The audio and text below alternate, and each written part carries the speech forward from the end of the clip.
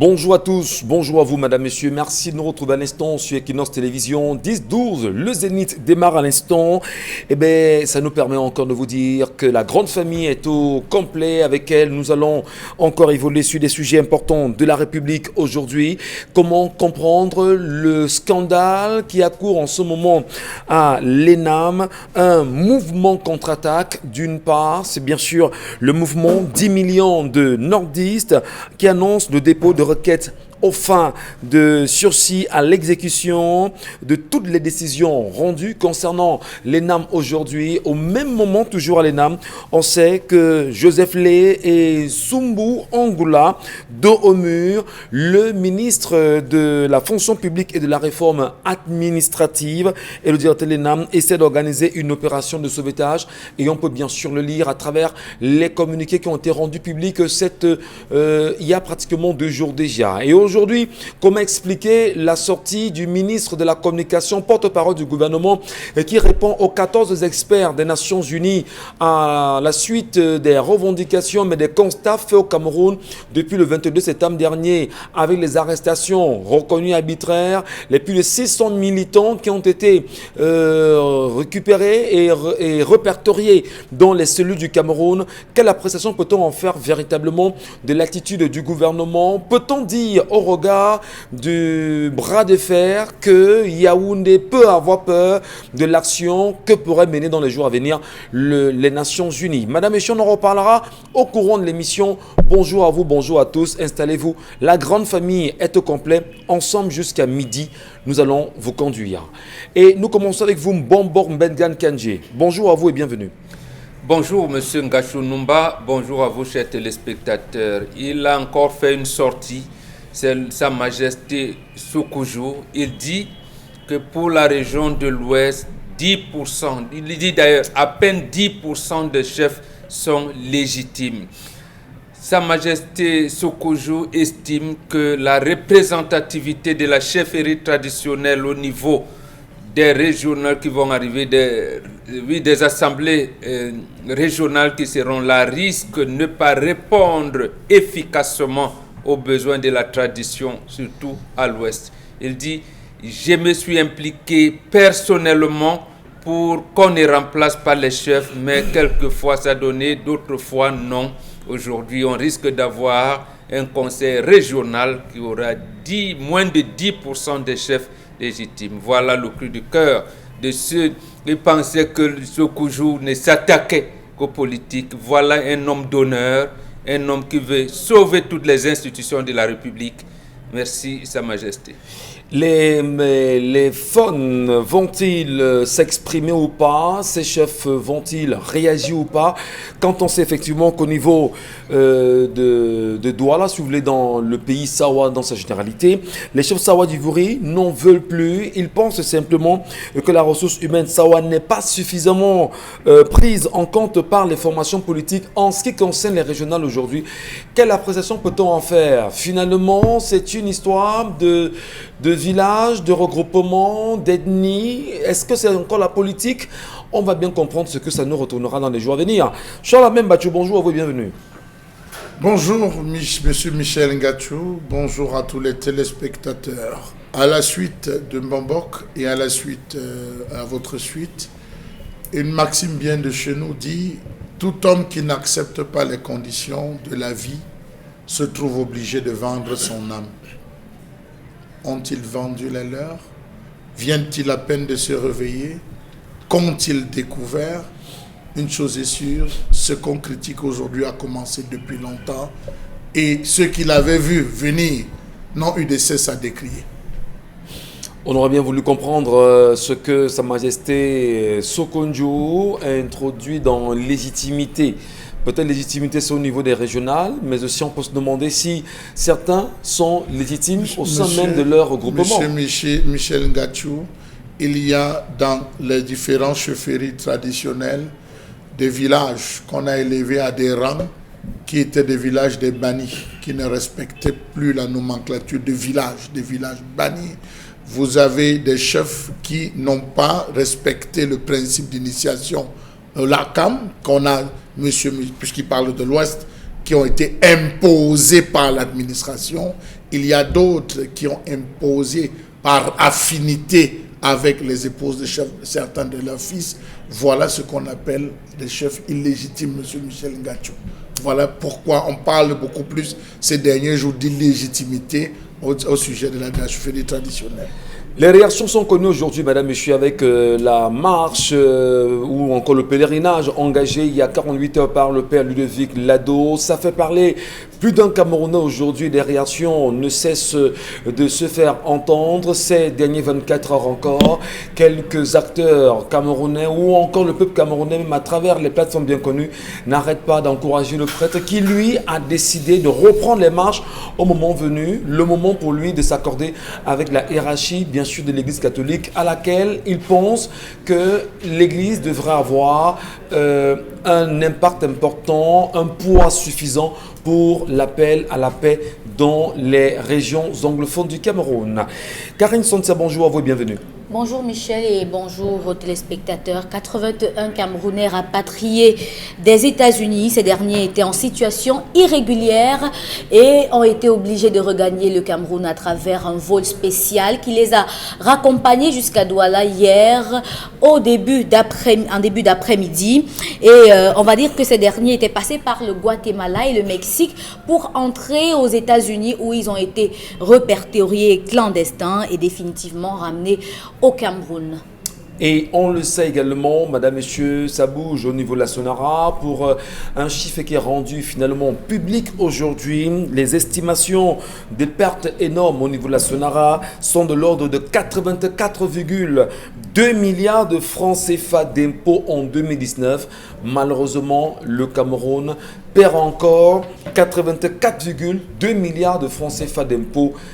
Comment en venir à restaurer ou à restituer la Sonara?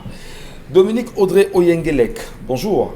Bonjour Michel Ngachou, bonjour aux téléspectateurs, bonjour surtout aux Camerounais qui pensent qu'il suffit de donner l'argent dans une histoire compliquée, louche pour que ça se multiplie. Et après pour venir pleurer et emmerder les gens avec ce genre d'histoire. La facilité, ça ne paye pas. Voilà, peut-être en référence avec ce sujet qui fait parler également au plein de Cameroun aujourd'hui et qui a été bien sûr diffusé hier soir sur les antennes d'Equinox Télévision dans le cadre du 20h. On a encore vu ceux-là qui n'ont pas compris la méthode Milda. Et c'est très compliqué. Il y en a également qui ne comprennent pas aujourd'hui ce qu'ils entendent même par ce qu'ils appellent le marketing de réseau. C'est très compliqué. Ça continue. Et c'est ahurissant de voir que des personnes âgées, des mères qui sont censées montrer la bonne voie aux enfants, vous disent qu'on a investi des millions et les réunions vous réclament de l'argent. On devrait vous enfermer pour ça. Parce que vous devez rembourser l'argent. 2 millions pour certaines. C'est ahurissant. 4 millions pour certaines. 6 millions pour certaines. Il faut préciser, même certaines, mais également certains aussi en souffrent aujourd'hui. Merci à vous, madame, monsieur, de nous rester présents. Les plateformes sont connues, 10-12, le Zénith ou encore Equinox TV. Merci, on attend vos réactions. Vous voulez réagir? J'aimerais attirer l'attention des parents parce que depuis le début de la rentrée scolaire cette année, on a comme une vague de disparition des enfants qu'on ne comprend pas du tout. Je peux vous assurer que depuis 2 semaines déjà, j'ai partagé plus de 20 avis de recherche des enfants. La plupart sont entre 3 ans et 15 ans. Il y a quelques adolescents. Maintenant, il y a juste un adulte parmi. Je n'arrive pas à comprendre comment est-ce que cela s'explique parce que les photos que vous avez, qu'on vous fait partager, sont des photos des enfants avec des tenues de classe et le sac à dos. Je ne comprends pas comment est-ce que cela se fait, mais il faudra déjà attirer l'attention des parents sur ce phénomène qui commence un peu à faire trop parler. Je dis en 2 semaines, plus de 20 enfants disparus. Maintenant, c'est vrai qu'il y a aussi des enfants qu'on a retrouvés après, mais il faut dire que les parents doivent redoubler de vigilance. Vigilance, non seulement responsabilité parentale, mais tous ceux qui ne sont pas retrouvés finalement. Pourquoi ne pas expliquer? D'ailleurs, on en parlait ici hier. Que font les sapeurs-pompiers? Que fait l'armée? Que fait la police? Quelle est l'organisation mise en place pour pouvoir tout faire pour retrouver ces enfants qui pour la plupart sont perdus aujourd'hui? C'est dire finalement qu'il n'y a plus de solidarité dans ce pays. on a l'impression qu'on vit solitaire. C'est la solidarité qui fait qu'on retrouve ses enfants. On commence d'abord par interroger pour ceux qu'on ne retrouve pas, donc qu'est-ce qu'on fait? C'est la solidarité qui fait qu'on retrouve ses enfants parce que les gens partagent, quand ça arrive sur les réseaux sociaux, les gens partagent plusieurs fois et puis quelqu'un réussit à reconnaître l'enfant. Il y a un enfant qui est quitté de Minganga et s'est retrouvé à Douala. Voilà. Ses parents ont réussi à le retrouver ici parce que l'enfant la personne qui l'a recueilli, ils ont pris un bus que je ne vais pas citer ici, arrivé à un niveau, son ami avec qui il était l'a abandonné et a disparu dans la nature. Donc c'est quelqu'un qui est ici à Douala, qui l'a retrouvé, l'a hébergé le temps de chercher à publier ses photos pour que les parents puissent le retrouver. Donc il faut comprendre que c'est vraiment délicat. Merci beaucoup. Allez, poursuivons. Avec vous, madame, monsieur, l'histoire du jour.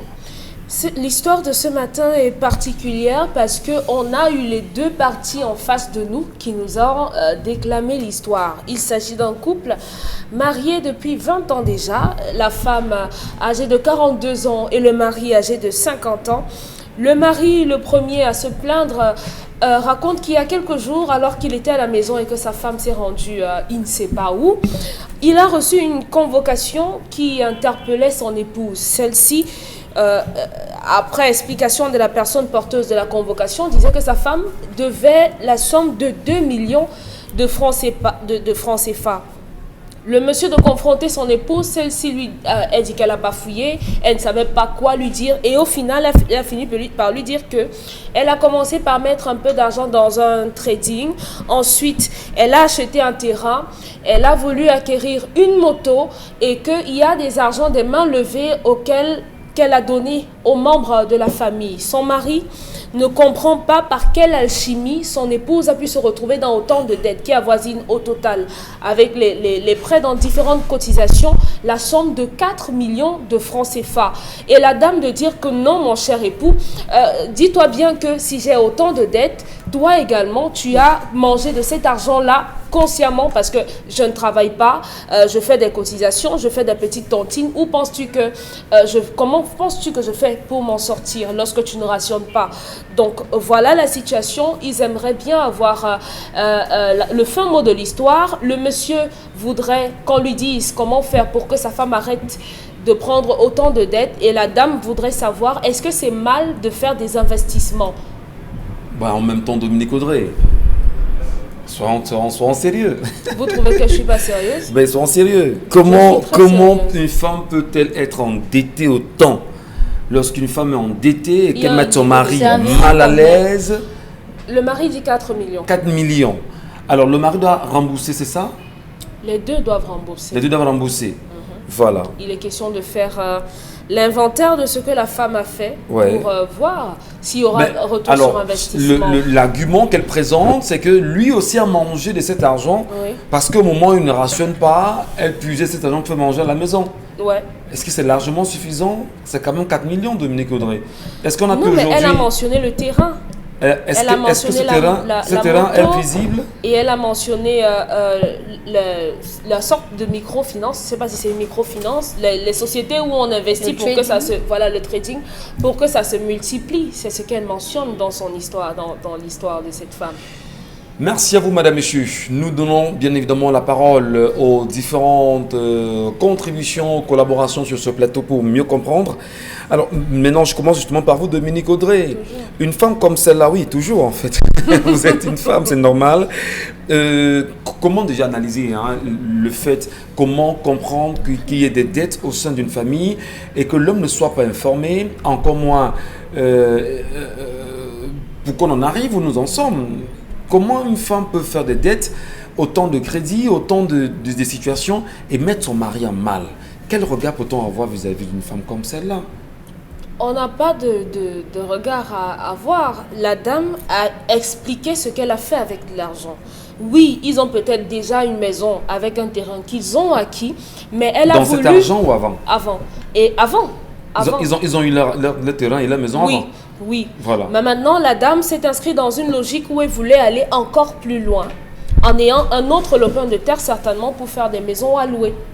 Et à côté, on sait également que le secteur des... Je suis désolée, Michel Ngachou. Le secteur des transports est porteur d'une certaine façon et elle a certainement voulu, encore une fois, à travers la moto acquise, permettre de ramener des fonds. Le seul reproche qu'on pourrait faire à cette dame aujourd'hui, c'est de ne pas avoir mis son mari à contribution dans cette histoire, mais au moins, elle n'a pas pris ça pour entretenir un homme, un jeune homme. Non, elle n'a pas pris ça simplement pour se faire belle ou bien acheter je ne sais pas quoi. Non, cet argent a servi à quelque chose. Ce sont des investissements. Maintenant, au niveau du paiement de la dette de 2 millions suite à la convocation, certainement, elle n'a pas respecté les délais. Et on sait tous qu'aujourd'hui, avec le phénomène Covid, il y a des difficultés sur le plan économique. Ce n'est pas totalement ça. Donc maintenant, avoir un mari qui... Parce qu'il y a une petite situation, court à la télé raconter ma femme est endettée, qu'est-ce que je dois faire d'elle? Vraiment, je trouve que c'est puéril parce qu'il aurait pu, en tant qu'homme, demander à sa femme qu'est-ce que tu as fait avec l'argent et lorsqu'elle lui dit ce qu'elle a fait avec l'argent, qu'il fasse simplement l'inventaire. Il n'y a pas de quoi en faire une masse. Est-ce que vous pensez justement que dans l'histoire telle qu'elle vous l'a restituée, elle a pu dire à son mari ce qu'elle a fait cet argent? Oui, monsieur, puisque je l'ai mentionné. Il se serait plaint, vraiment? Oui, il se plaint. D'accord. Il se plaint, il aimerait savoir ce qu'on fait avec une femme endettée. C'est quoi cette histoire? C'est quoi? Vous êtes avec une femme à la maison qui ne travaille pas. Vous ne rationnez pas. Elle est censée cuisiner ses doigts. Vous rentrez le soir et vous mangez. Qu'elle a pris l'argent où pour préparer? Si ce n'est pas les agents de ses tontines et autres. Des petites affaires qu'elle peut faire. D'abord, il faut encourager les femmes qui ne se contentent pas d'être des consommatrices, d'attendre qu'on leur donne tout. Oui, qu'est-ce qu'elle fait? On a une femme elle n'a pas un travail, elle ne fait rien, elle n'a pas une activité, elle ne fait rien. Elle fait le commerce elle en n'est même ligne. pas dans le commerce en ligne. Oui, il n'y a c'est pas un de business. retour, elle n'a pas de bénéfice, ça ne marche pas. Michel Gachou, lorsqu'on fait le commerce, tout ne se vend pas directement. C'est pour ça qu'elle a fait un emprunt et elle n'a pas pu... Elle a fait un prêt. Elle n'a pas pu rembourser dans les temps. Conséquence, on lui a ramené la convocation qui demande 2 millions. Mais pourquoi ne prend pas son mari un bon mari, en tant que chef de famille, devrait avoir le contrôle sur ce genre de choses. Vous avez votre femme qui n'est pas à la maison. Vous constatez qu'elle ramène des choses à la maison, la marchandise et autres, qu'elle est tout le temps au téléphone. Vous ne lui posez pas la question si elle ne vous dit pas, avant qu'on ne nous dise que c'est la femme qui oxygène le foyer, que c'est elle qui doit tout dire au monsieur. Mais tout le monde ne le sait pas. Mais pourquoi ne prend-elle pas la peine d'en parler à son mari avant que la femme ne s'ébruite, comme c'est le cas aujourd'hui? Parce qu'elle ne savait pas que ça allait s'ébruiter. C'est tout. Les investissements ont été faits, je vous l'ai mentionné, Michel. Elle a fait le terrain, la moto, le trading. On peut dire que le trading, c'est un argent qui a été perdu, comme ceux qui se plaignent aujourd'hui. Mais les motos et autres, ça demande du temps pour pouvoir produire. Très bien. Karine Santiane, nous vous écoutons sur l'histoire de ce matin. C'est une femme, c'est un monsieur, c'est un couple en fait qui se déchire sur les attitudes. Mais il faut ramener le calme dans la maison. Qu'est-ce qu'on fait de votre point de vue? Bon, le couple doit d'abord chercher à rembourser l'argent. Après, maintenant, ils voient s'ils vont continuer à rester ensemble ou pas. Hein. Parce qu'après, l'homme peut dire qu'il ne peut pas rester avec ce genre de femme. Parce que je vais vous dire la vérité, lorsque vous voulez faire un emprunt aussi important, que ce soit dans une association ou bien à la banque, je pense quand même qu'il faut en parler à votre mari. Parce qu'on ne sait jamais. Vous pouvez le faire et puis en cours de route, quelqu'un monte un coup, on vous agresse. On prend cet argent. Vous allez dire à la réunion que vous avez pris l'argent, vous avez fait quoi avec? Parce que personne ne va vouloir comprendre. Imaginez-vous que c'est vous qui gardez l'argent de la réunion. Et puis on vient vous agresser chez vous, on prend tout l'argent. Vous allez dire à la réunion qu'on vous a arnaqué. Ils ne veulent pas comprendre, ils veulent leur argent, par exemple. Donc, c'est beaucoup d'argent, vraiment. En plusieurs... On ne peut pas parler de 4 millions comme si c'était 4 000 francs ou 400 000. Moi, je le dis toujours, c'est 4 millions. Ça achète un terrain. Un terrain vraiment bien et peut-être très grand. Parce que si vous partez dans certaines zones à Douala, aujourd'hui, vous aurez un très bon terrain avec cet argent-là. Et il ne faut pas qu'elle prenne cela à la légère. Ce n'est pas comme si le plat de nourriture qu'elle a préparé, c'était 400 000. Et elle a servi à son mari un plat de 200 000. Je ne sais pas. Ce n'est pas de ça qu'il est question. Elle ne peut pas prendre cela à la légère. Parce que soit maintenant, elle commence à se rabaisser pour demander comment est-ce qu'on fait pour rembourser cet argent. Soit vraiment, elle commence à chercher comment elle va rembourser seule. Parce que si elle commence... Parce que lorsque vous écoutez l'histoire, elle réagit genre, quand je préparais ici, tu pensais que je faisais comment? Non, ça ne va pas marcher. Ça ne va pas marcher quand vous avez déjà fait ce genre de faute. C'est pour ça que je dis, je ne pardonne pas aux personnes cupides. Quand vous êtes cupide comme cette femme-là, il faut bien que vous payiez les conséquences. Vous achetez un terrain. Ok, ça profite à tous les deux si vous êtes mariés. Maintenant, les mains levées que vous avez données à vos frères et autres, on ne va pas chercher à connaître ça. Mais lorsque vous avez pris un argent pour faire un investissement comme le trading que vous ne maîtrisez pas parce que vous êtes une femme qui est habituée à être à la maison, je vous assure que c'est un domaine qui est très délicat. Ça existe, ça rend des gens riches parce que c'est un métier, Sauf qu'il y a des gens qui pervertissent le trading avec ce qu'on voit aujourd'hui à l'affaire de Mida et autres. Il y a des gens qui font les affaires à travers le trading, c'est-à-dire qu'ils achètent des marchandises qui restent virtuelles jusqu'à ce qu'ils les revendent pour avoir de l'argent. Je dis le trading, ça existe. Ça existe vraiment. Maintenant, vous pouvez savoir dans quel genre de trading est-ce qu'elle s'est située. Si c'était les ventes des actions, comme avec ces gens-là, et après l'entreprise a disparu, maintenant il faudra qu'elle l'oublie particulièrement. Donc, ce que je vais dire à cette femme, elle n'a pas le droit d'acculer son mari et de chercher à montrer qu'il est aussi un peu coupable. Parce que si on additionne tous les plats de nourriture qu'il a mangé par ce temps-là, il n'y a pas un plat de nourriture qui coûte 200 000.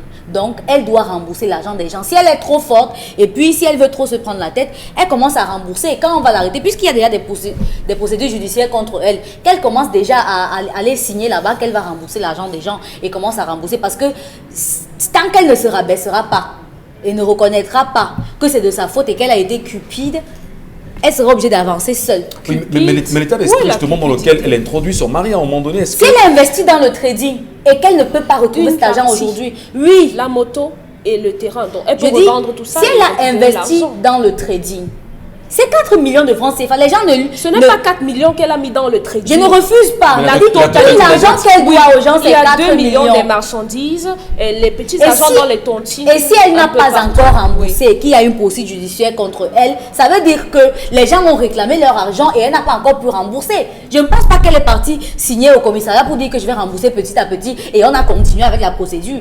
Mais le problème, c'est l'état d'esprit dans lequel tu met son mari, le malaise dans lequel l'on peut vivre pendant ce petit moment ou pendant cette période. C'est pour ça que je dis que... Si on en venait justement à voir l'homme, je sais pas, la femme dans une cellule ou à être conduit dans une prison pour escroquerie ou on ne sait trop quoi, mais est-ce que la femme ici, son attitude ne fragilise même pas la bonne santé de la famille dans sa globalité? Justement. C'est en fait... Moi, le problème que j'ai avec, c'est les investissements qu'on fait. Il y a des montants où vous pouvez faire toute seule pour voir évoluer votre investissement. Mais il y a des montants où vous ne pouvez pas garder pour vous. Elle a fait des investissements différents à hauteur de 4 millions. À un moment donné, un peut capoter. Il faut qu'elle trouve le pied sur lequel elle peut s'appuyer pour relever les autres. C'est pourquoi je dis qu'il y a des investissements où il faut notamment en parler. Parce qu'à un moment donné, lorsque vous investissez et que ça ne marche pas, ce n'est plus juste vous, si vous êtes marié, à qui les gens vont réclamer. Vous avez le nom de quelqu'un. Charles Amène Bathiou, c'est une histoire qui peut être, je vais dire, permanente en société aujourd'hui au Cameroun. On analyse ce fait comment aider cet homme à retrouver sa fierté d'homme, sa quiétude, son côté... oui, sa fierté d'homme. Comment le ramener, comment le repositionner, comment le requinquer vis-à-vis de son épouse? Qu'il prenne le pouvoir au lit. Ça veut dire quoi? Qu'il prenne le pouvoir au lit. Le lit, ça veut dire quoi? Mais vous avez compris, vous êtes un adulte. Il n'a pas de pouvoir au lit. Où est le rapport? Il n'a pas de pouvoir au lit. C'est là tout le rapport. Le pouvoir, les problèmes de l'homme commencent le jour de son mariage et les problèmes de la femme s'arrêtent le jour de son mariage. Pourquoi? Parce que toute situation qu'elle sera appelée à affronter, elle dira: attendez mon mari. Mon mari n'est pas là, je vais appeler mon mari. Dans cette histoire, c'est l'homme le sorcier. C'est l'homme le sorcier. Pourquoi, monsieur Michel Ngatou? La bouche de l'homme, c'est dangereuse. Vous savez que vous pouvez insulter votre femme de lundi à lundi, vous poussez votre femme à aller dehors. Bien sûr. Avec la gueule. Bien sûr. Tu me sers à quoi? Tu fais même quoi chez moi? Tu rapportes quoi? Bon, c'est des expressions. Pour sortir, c'est léger. C'est des expressions que des hommes emploient généralement. Non. Il y a des personnes... Monsieur Michel Gachou, je ne réponds pas à Dominique. Je ne réponds pas à Dominique parce que Dominique avait l'impression que je devais tirer sur la femme. Elle s'est dit les bantos devaient... Elle est désaxée. Donc, monsieur Michel Gachou, c'est l'homme de sorcier. Parce que dans cette histoire, il y a une indifférence de la part de l'homme. Lorsqu'on vous raconte, il y a une indifférence. L'homme est surpris qu'on ait donné la convocation. L'homme est surpris que sa femme a préparé. L'homme est... Il y a une indifférence. Et l'indifférence part d'où? Sur le plan sexuel, ça ne donne pas. Faites-la asseoir, monsieur Michel Gachou. Ils vont commencer à dire, tu sais à quoi? D'abord quoi? Je vous mets quoi dans ta chambre? Dans la chambre, tu me regardes. C'est là. C'est là le problème. Sur 100 couples au Cameroun, monsieur Michel Gachou, qui vont dans tous les cas sur le sexe.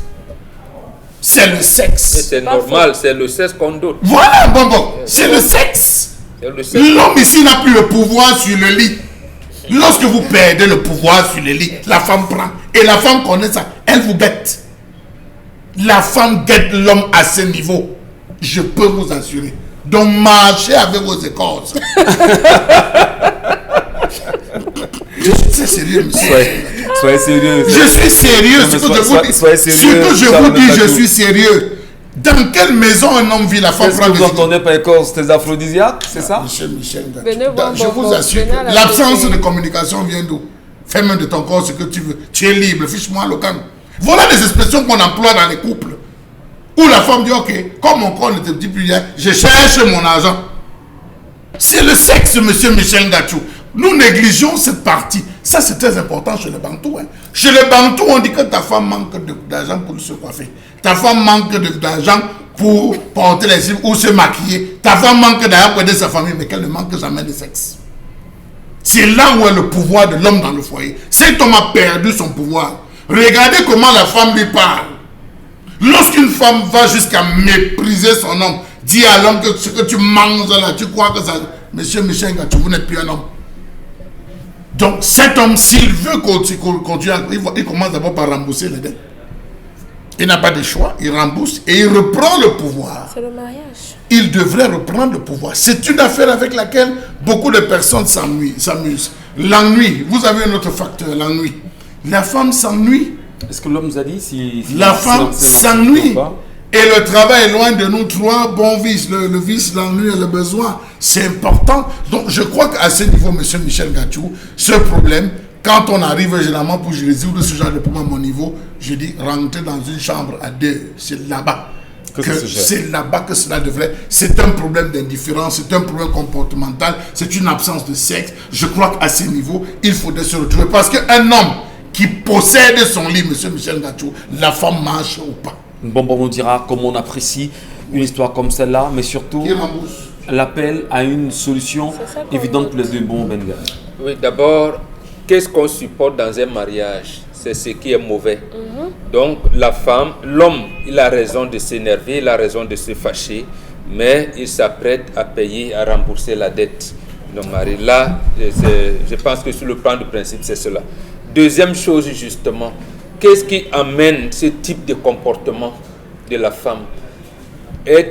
A-t-elle commencé ça dès le départ? Est-ce que c'est une femme dépensière? Mais moi, j'ai l'impression que c'est une femme qui aime investir.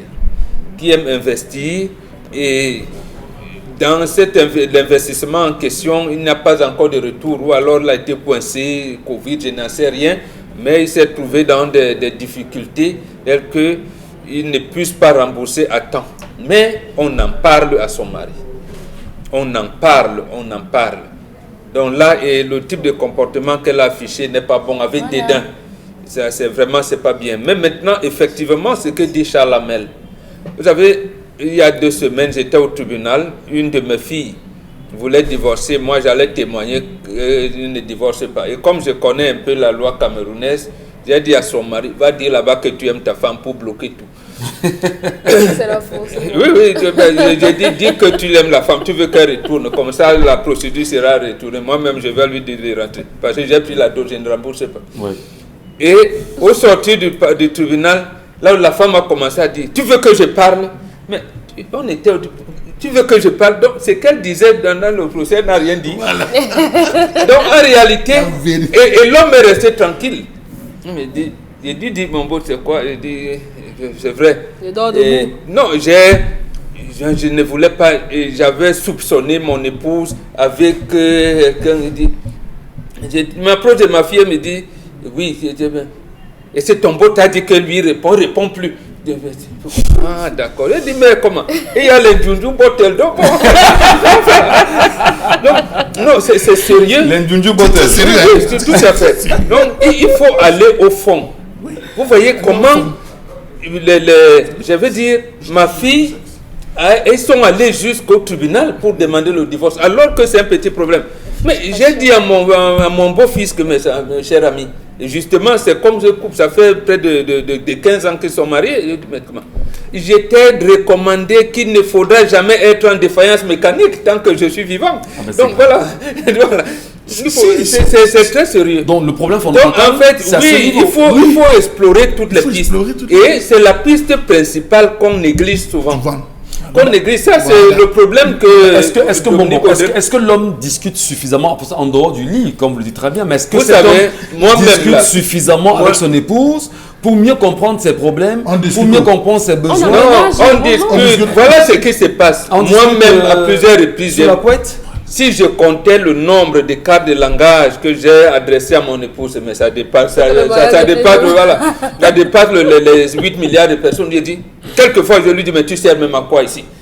Mais quand tu dis ça, il faut être conscient. En rentrant, tu gardes un cadeau. Ah, c'est bien ça. Tu lui gardes un cadeau. Donc en fait, tu es même venu faire quoi ici? Quand tu rentres, tu sais que tu ne sais pas dans quel bord. Après, tu la provoques encore en disant, tu sais même à quoi ici. Viens ici. En réalité, c'est ça que j'ai doté. Bon, quand elle vient, tu dis, voilà ça. Depuis quand tu ne m'as pas gardé de cadeau franc, alors. En réalité, c'est pour corriger. Bon bouquet romantique. C'est pour corriger les genres de comportement que j'ai tenu le matin. Peut-être parce que j'avais beaucoup d'idées, les enfants ont été. La femme qui était dans le droit, moi j'ai mal répondu. Je dois rectifier ça le soir, je dois corriger ça. Bon, conseil. En prenant des contours. Donc, justement, ici, c'est ça. Il ne faut pas que l'homme soit en défaillance mécanique à aucun moment. Très bien. Donc, les hommes qui nous regardent ce matin, en réalité, il faudrait que le langage soit celui-là. Ne jamais être en défaillance mécanique. Vous voyez, monsieur Michel Ngachou, c'est deux paramètres. Le paramètre indifférence, le paramètre gueule et le paramètre sexe. C'est les trois facteurs, sans le vouloir. Vous allez voir un homme, une femme qui va dire, ah, celui-là, je connais, va venir, va m'insulter. Après ça, quoi? Quand la femme prend déjà cette posture, et que même vous vous retrouvez sur l'aspect, sous la couette, comme vous vous appelez, je vous assure, elle ressentira tout sauf de l'amour, sauf de l'émotion. Elle ressentira tout. Elle va commencer à développer des initiatives, à développer des stratégies individuelle en disant je ne compte plus sur lui parce que je n'attends plus rien de lui. Et c'est dans ce sens. On va dire c'est quelque chose qu'elle aurait aimé cacher mais qui s'est retrouvé aux yeux de son mari. Comment assumer? Elles sont l'aspect. Et les hommes savent que ici là ma femme me tient parce que sexuellement je ne peux pas. Et on a ce cas parce que beaucoup d'hommes se sont livrés dans la boisson, il faut le dire. La boisson. D'autres sont devenus, ont été pendant leur jeunesse, quand ils étaient jeunes, ils prenaient du Viagra, et c'est ce qu'on voit aujourd'hui. Des jeunes bombes, on les décrit tous les jours aussi. Des jeunes qui boivent énormément du Viagra. Comment un jeune de 35 ans prend le Viagra? 35, quand vous arrivez à 40, 45, quand vous avez des soucis, vous ne pouvez pas gérer un foyer si mécaniquement vous êtes incompétent. Donc il faudrait arriver là pour avoir le respect de votre femme. Merci à vous, cher Lamel. Merci à la grande famille ce matin, madame, monsieur. Vous aussi qui nous regardez, on attend vos nombreuses contributions sur les plateformes bien connues. Que dites-vous? Quelles propositions? Quelle idée? Quelle appréciation faites-vous de l'histoire de ce matin? Et nous allons rapidement nous retourner vers vous, cher Lamel Bachou, pour savoir exactement ce que vous nous présenterez ce matin dans le cadre de la colère. Madame, messieurs, c'est tout de suite.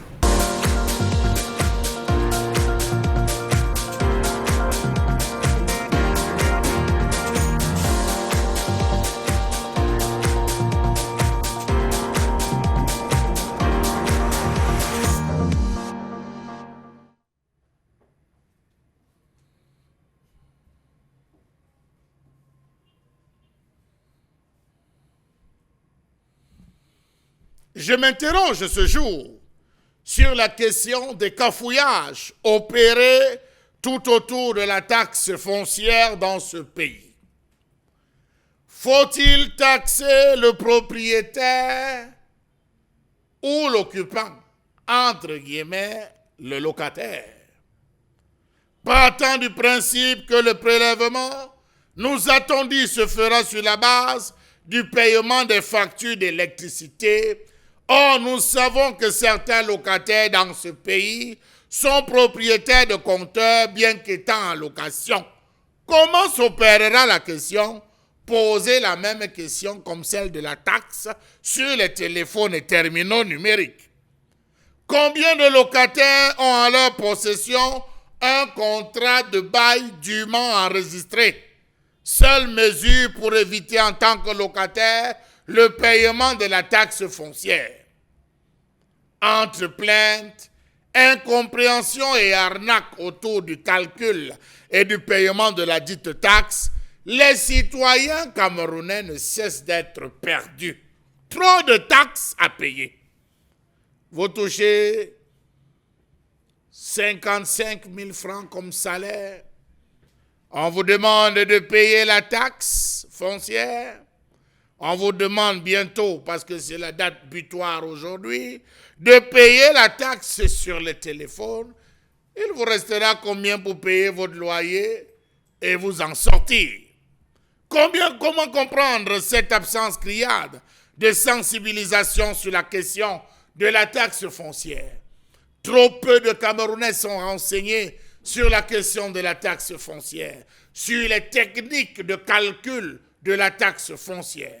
Généralement, c'est aux agents qu'il incombe de pouvoir définir à l'œil, parfois. Comment comprendre que les services compétents se rendent coupables d'erreurs et d'exagérations sur le terrain? Comment comprendre le flou qui existe entre les différentes méthodes d'évaluation, notamment l'une basée sur la valeur du bien, l'autre sur l'emplacement et l'autre sur l'entendement de l'agent sur le terrain? Comment comprendre les inexactitudes qui affectent la base ou les éléments d'imposition?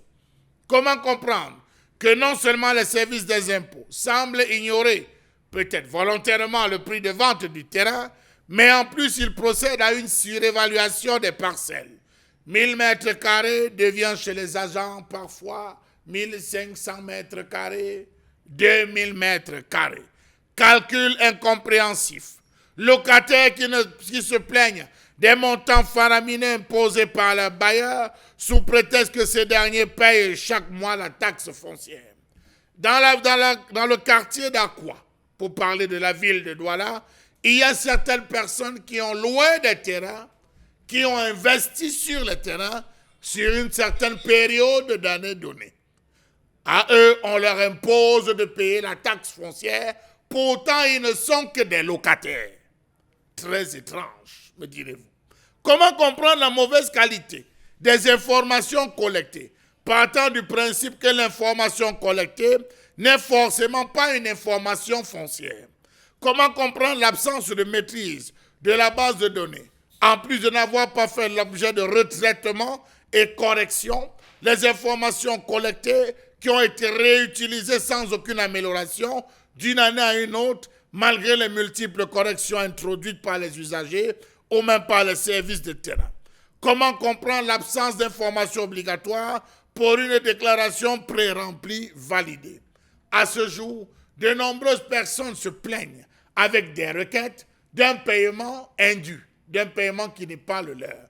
Pourquoi ne pas prendre le temps, par des canaux connus, pour sensibiliser les différentes personnes, les propriétaires, les locataires? De nombreuses personnes se retrouvent à payer la taxe foncière alors qu'ils sont locataires. On a tout fait pour leur donner un compteur en leur nom. Ils payent. Est-ce qu'ils sont propriétaires? Que non, de simples locataires. Est-ce qu'il est facile dans la ville de Douala d'avoir un contrat de bail dûment enregistré par l'État? Il y a cafouillage quand il nous tient. Colère exprimée de Charles Amemba ce matin, madame, monsieur, porté sur la taxe foncière au Cameroun. Dire surtout, Charles Amel, que c'est un problème très sérieux. peut-on aujourd'hui reconnaître qu'un locataire puisse payer la taxe foncière, c'est-à-dire un prélèvement, je crois, à hauteur de 5% que l'on fait sur le versement du contrat de bail, enregistré au niveau des impôts, de la zone dans laquelle il vit. Est-ce que c'est au locataire de payer la taxe foncière? Moi, je le dis parce que moi, j'étais victime justement de cela. En payant un contrat, après avoir obtenu mon contrat de bail, le bailleur m'a fait savoir que voilà, monsieur, vous devez payer une taxe. Moi, je n'ai pas compris et j'ai pris le temps pendant pratiquement 3 jours pour m'enquérir de la loi, m'enquérir de la situation. On m'a dit, monsieur, vous payez. Alors, moi, je vais au niveau des impôts. Je ne suis pas ici, je suis à Yaoundé, au niveau de la direction des impôts qui se situe au niveau de ancien Camille Théota, effectivement, en Vormbi. Voilà. On arrive, on me fait savoir, monsieur, vous devez payer. Alors, le bailleur paye, le locataire paye. En quoi est-ce que le locataire est intéressé justement? En quoi est-ce que le locataire devrait justement payer la taxe foncière? Voilà. Alors, la réponse qu'on m'a donnée au niveau des impôts, c'est que monsieur Ngachou, c'est une assiette fiscale, c'est une niche. Et cette niche, l'État s'est rendu compte qu'il fallait s'en servir pour se remplir les caisses. Bonbon Bengan. Est-ce que ce n'est pas de l'arnaque un peu de trop quand même sur les citoyens camerounais? Parce que je prends mon cas perso, ce que moi j'ai vécu. C'est de l'arnaque et il faut dénoncer cette arnaque. Il faut revenir, j'allais même dire, aux fondamentaux de l'Union des populations du Cameroun qui disait dénoncer tout ce qui est contraire aux intérêts des populations. Le gouvernement du Cameroun était embarrassé. Vous vous rappelez bien que le 14 août 1986, lorsque le président Biya lance le 6e plan quinquennal, il dit non au FMI. Un mois après, le ministre des Finances de l'époque, Sadou Ayatou, dit mais nous devons aller au FMI. Donc le FMI nous a pris. On est donc embarrassé entre les orientations du FMI qui disent, par exemple, parce que quand vous entendez parler de la mondialisation, c'est 10 points. Et le premier point qu'ils appellent dans le consensus de Washington, on dit il faut baisser les impôts sur les riches pour pousser ceux-ci à investir. Deuxième point de ce premier, il faut faire payer les impôts par un plus grand nombre de personnes. C'est ce que l'agent des impôts vous disait, c'est ça que je voulais expliquer. Maintenant, l'embarras, c'est quoi? On commence à enlever la taxe sur la valeur ajoutée qu'on a mêlée, la taxe sur le chiffre d'affaires. C'était TVA. Maintenant, c'était TCA, taxe sur le chiffre d'affaires qu'on a remplacé par la taxe sur la valeur ajoutée, TVA. Oui. Donc, comment donc juguler les deux? Les pays développés ont initié ce qu'ils ont appelé taxe sur la fortune. Donc, vous avez un certain nombre de jours, on évalue, vous payez. En principe, on est donc embarrassé entre tout ça. Comment faire dans un État que je dirais prévaricateur qui ne consulte pas ses populations? Donc, les fonctionnaires s'asseyent dans leur bureau et commencent à imaginer.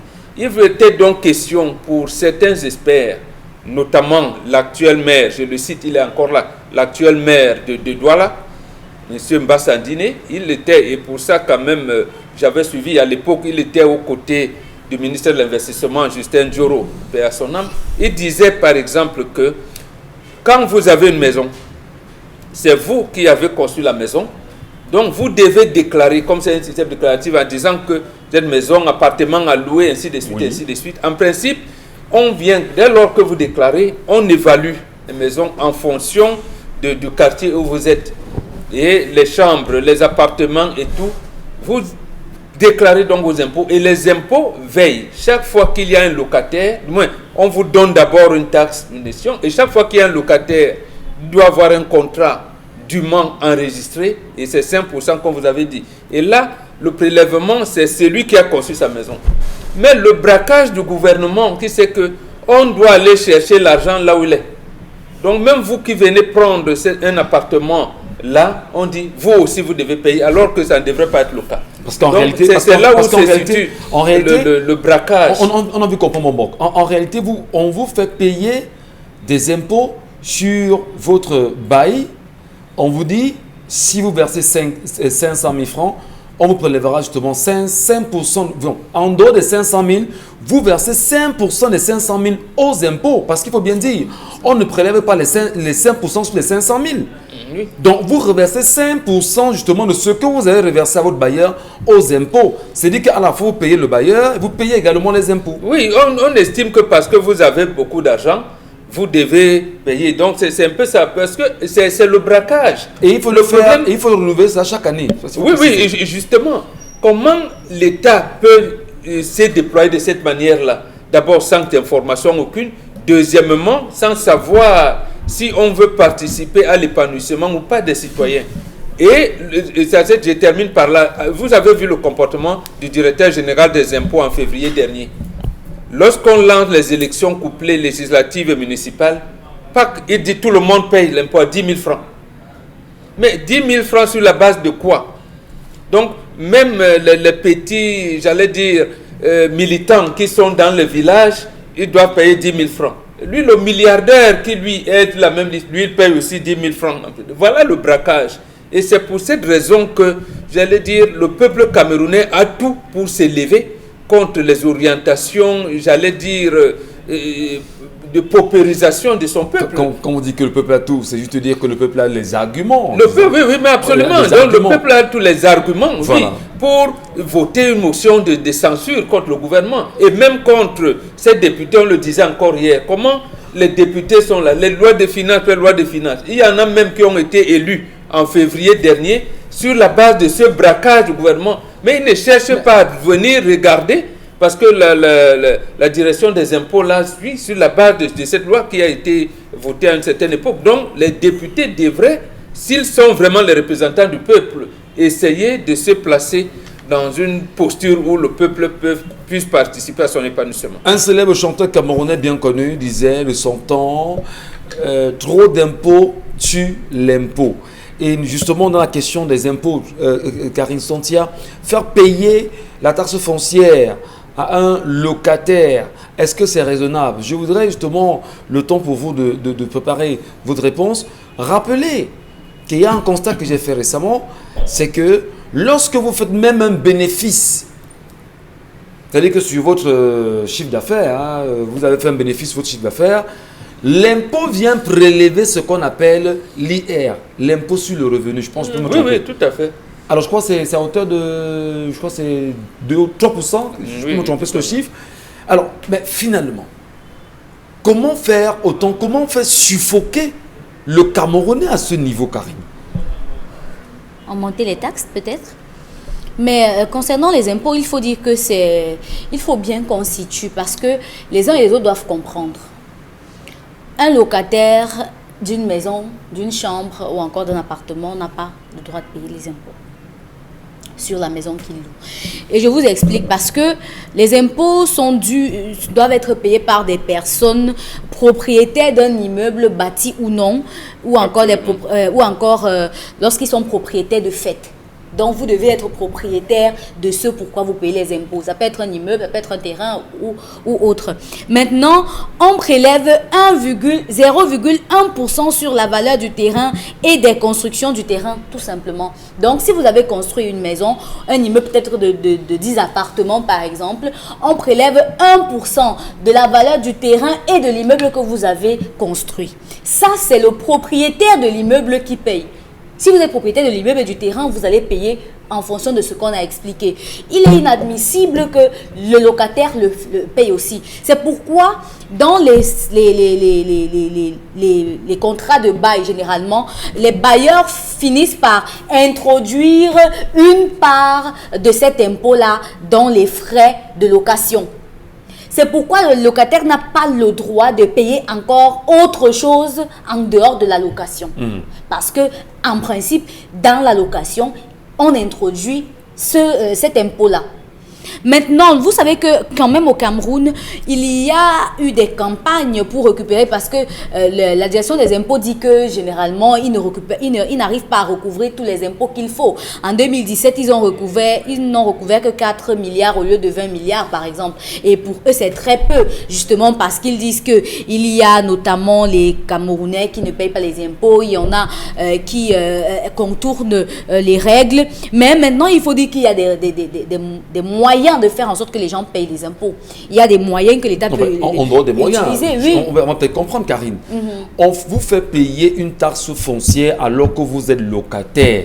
Est-ce que c'est raisonnable? Non, elle a dit non. J'ai dit que c'est pas raisonnable, mais j'ai expliqué. On vous fait payer une taxe foncière quand vous avez un terrain, aujourd'hui, parfois même qui n'est pas, on va dire, titré.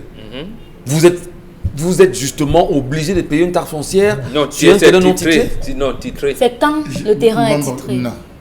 Parce que Quand je veux pas des ces choses. gars descendent sur le Il terrain, ne veut pas savoir c'est titré. il vous pose la question, vous avez conçu c'est combien? C'est combien? Quand vous donnez... Et pourtant, lorsqu'ils descendent sur le terrain, ils doivent eux-mêmes d'abord faire l'évaluation. C'est pour ça qu'ils ne descendent pas seuls. C'est justement Ils ce que font j'avais l'évaluation de la construction. Ils ont une évaluation Oui. à vue d'œil.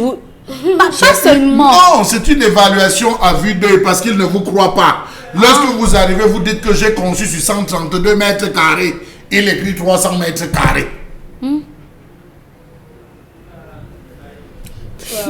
C'est très grave. Alors, Charles Amel, s'il faut sortir de ça aujourd'hui, s'il faudrait que les Camerounais, justement, demandent des comptes sur ce qui a été fait depuis la mise en place de cette taxe foncière aujourd'hui au Cameroun, est-ce que les Camerounais qui nous regardent auront des réponses? Cette taxe ne mérite pas d'exister.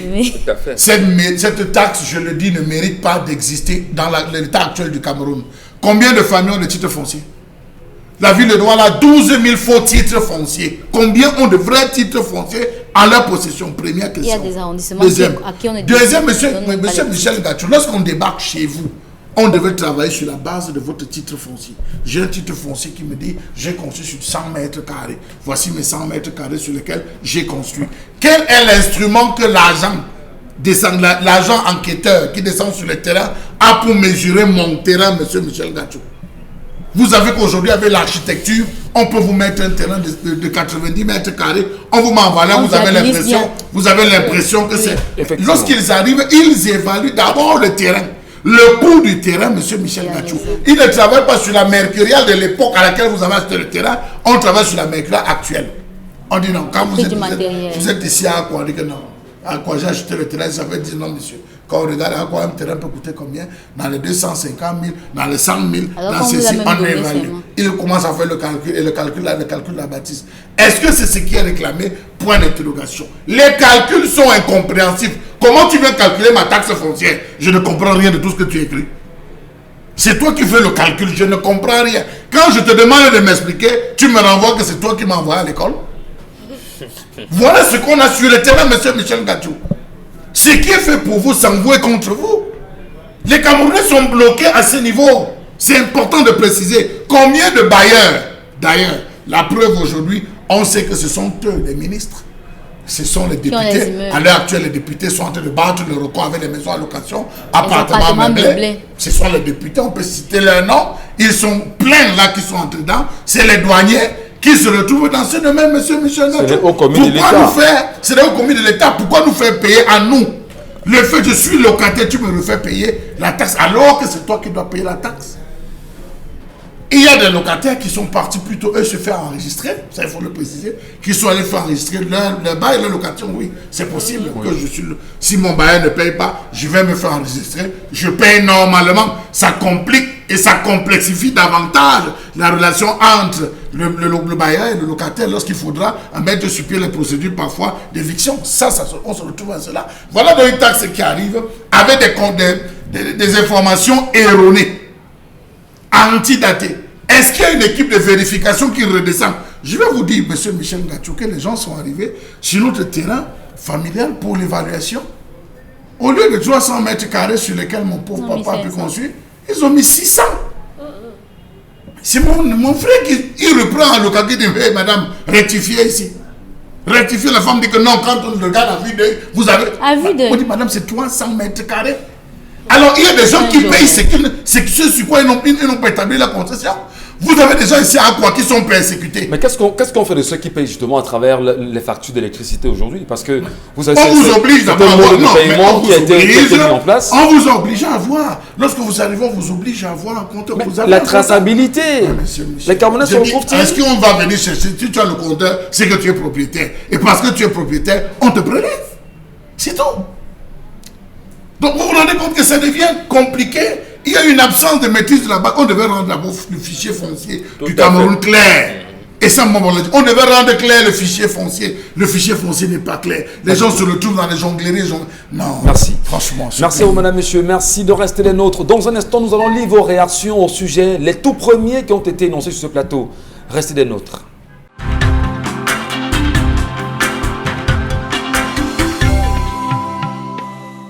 Bon retour, madame, messieurs, merci à vous de nous retrouver. 10-12 le Zénith se poursuit sur nos antennes. Merci, comme on aime à le dire, à tous ceux et celles qui nous regardent hors du Cameroun et surtout là-bas aux États-Unis où on a eu hier des réactions sur la toile, la grande communauté camerounaise qui nous regarde.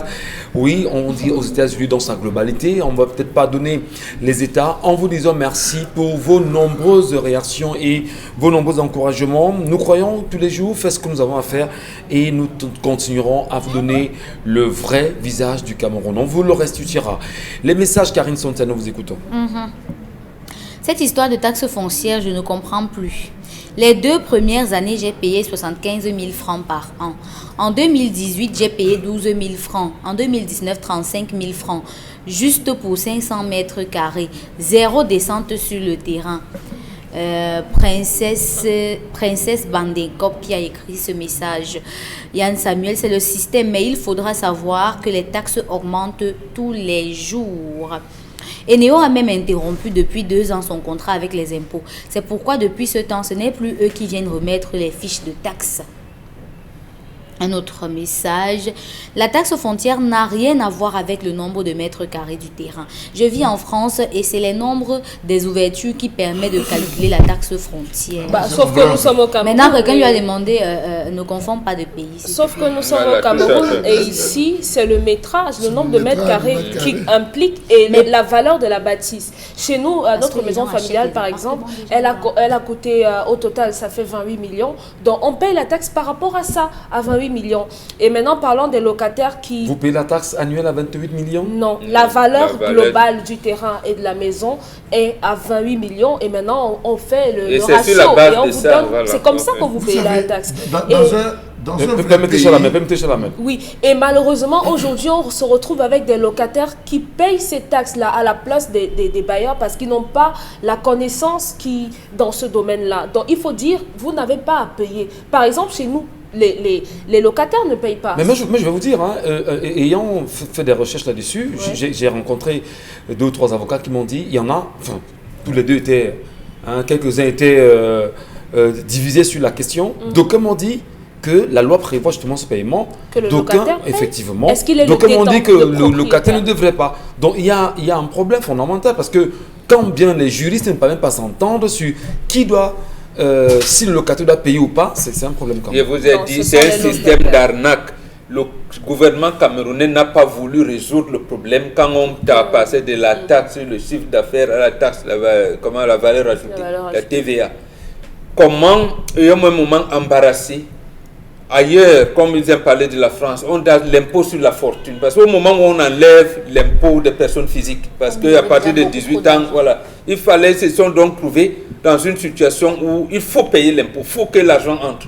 Et il y a l'incivisme fiscal qui s'est engagé précisément du mauvais comportement de l'État. Parce que quand les citoyens estiment qu'ils payent les impôts, il n'y a pas de route, il n'y a pas, ils commencent à voir. Mais bon, nous ne cautionnons pas ça. Mais au lieu d'expliquer, lorsque vous avez un bail que vous mettez en location, un terrain que vous avez même acheté à 10 milliards de terrains d'hectares ou quoi, c'est vous qui avez montré que vous avez de l'argent. C'est sur la base de ça qu'on paye. Mais maintenant, vous qui venez louer, vous ne devez pas payer.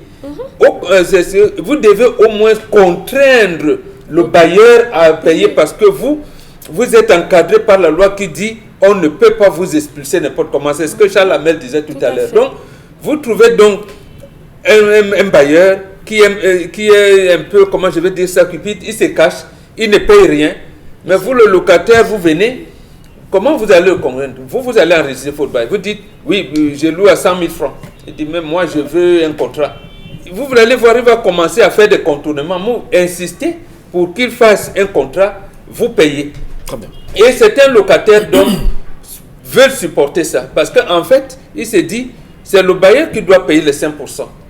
Mais comme il dit, moi j'enregistre, j'accepte payer, mais lui je vais le coincer. Voilà comment ça fait souvent. Le bailleur risque donc de se retrouver dans une situation où vous amenez l'administration fiscale vers lui, qui va donc regarder, et c'est ce que notre administration fiscale ne fait pas. Quand au lieu de venir, donc, il va faire des jongleries là-bas. Vous qui voulez donc être honnête, comme le cas de Charles Lamel, il dit, nous on veut enregistrer notre bail qui est autour de 300 mètres carrés. Au lieu de venir donc dire que pour les 300 mètres carrés avec cet immeuble, vous devez payer tant. D'abord, comment ça vous donne le faux chiffre? Non, c'est 600. Il n'a pas le métrage approprié. Mais il dit, à vue d'œil, j'ai vu que ça peut être. Vous lui dites, mais attendez, le local existe depuis des années. Quand, à la venue de cette taxe foncière, j'avais plutôt vu une action salvatrice. Vous avez des gens qui mettent leurs enfants dans des problèmes. Allez à Odia, quelqu'un conçu sur 2000 mètres carrés. Je me suis dit qu'avec la venue de la taxe, des gars comme ça allaient fuir. Parce que conçu sur 2000 mètres carrés, voilà des gars qu'il faut frapper. Quelqu'un qui conçu sur 3000 mètres, il achète 3000 mètres carrés, allez en Gombe.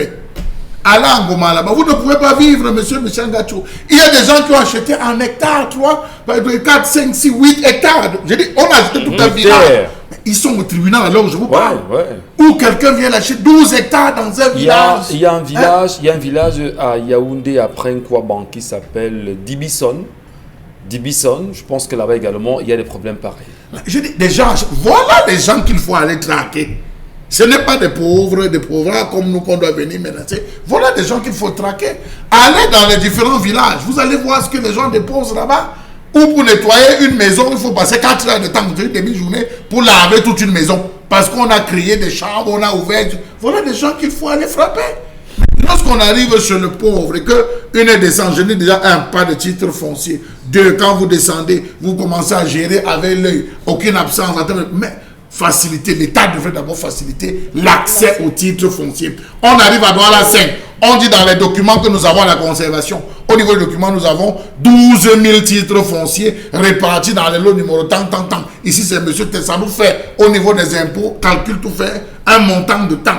Descendez maintenant sur le terrain, parce que c'est là, mais il n'y a pas de titre foncier. Les gens fonciers avaient les promesses de vente. Merci beaucoup. Ne payez plus les impôts tout simplement pour éviter d'engraisser les pilleurs du régime. Comme ça, ils vont maigrir aussi.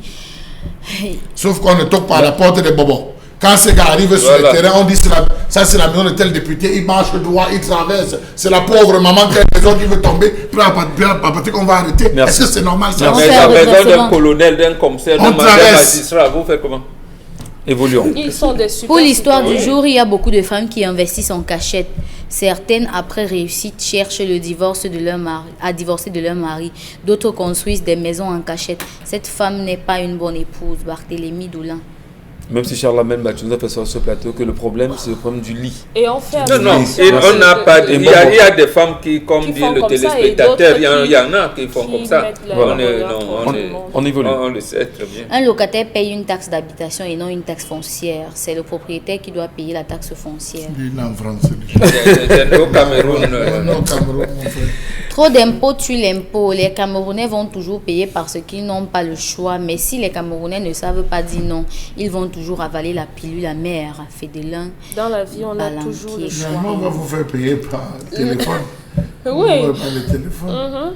On va vous couper. Et il faut rappeler bien sûr que nous sommes le 15 octobre aujourd'hui, où cette loi des finances de 2019 rentrera en vigueur sur le paiement par voie numérique, effectivement, de... Avec la clameur sociale, avec la clameur sociale qui s'est élevée, si l'État ne fait pas un recul en arrière, monsieur Quel Michel clameur Ngachou. social? Vous avez entendu le chef de l'État vous parler? Vous avez entendu... On parle de Non, clameur c'est sociale. nous autres. Mais nous parlons. Vous avez lu une pétition. Donc, Quel Camerounais a fait quoi? Charles Amène Battu. Vous avez vu Attendons qui de voir. s'exprimer sur la question?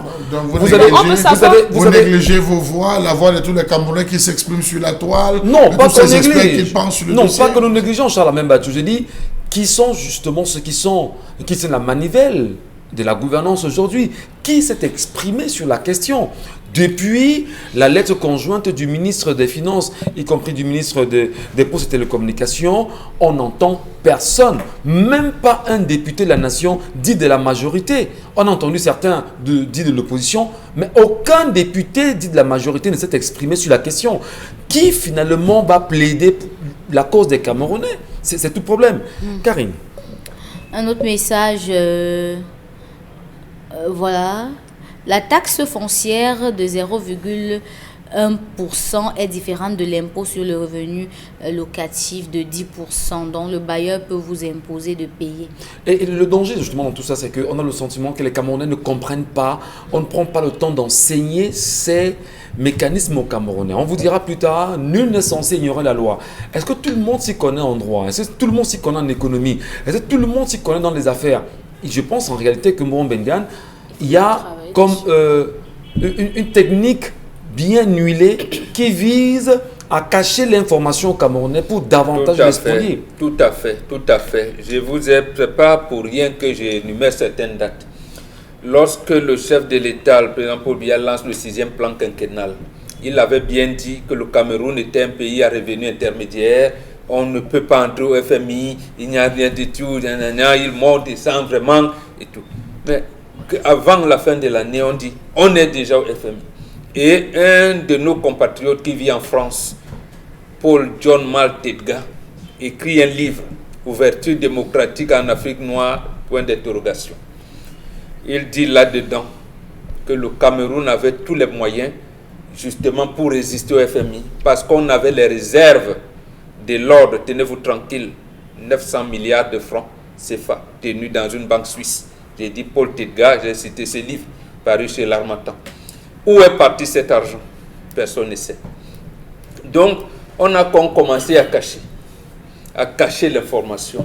Au point où, même aujourd'hui, rendez-vous compte que la loi, le code pénal, dit par exemple que vous pouvez venir épouser ma fille. Si je vous demande 9 tines d'huile, 9 chèvres, 2 porcs, vous estimez que la dot est exagérée, vous pouvez porter plainte contre moi, me mettre en prison et épouser ma fille. Donc, vous voyez, quand les députés, c'est pour revenir à ce qu'on disait, donc les députés ne prennent pas la peine de lire même, de faire des correctifs. C'est comme si on disait que ce que le gouvernement apporte doit passer. Et en plus, le gouvernement apporte ses lois nuitamment. Les députés, ils ont 30 jours pour débattre.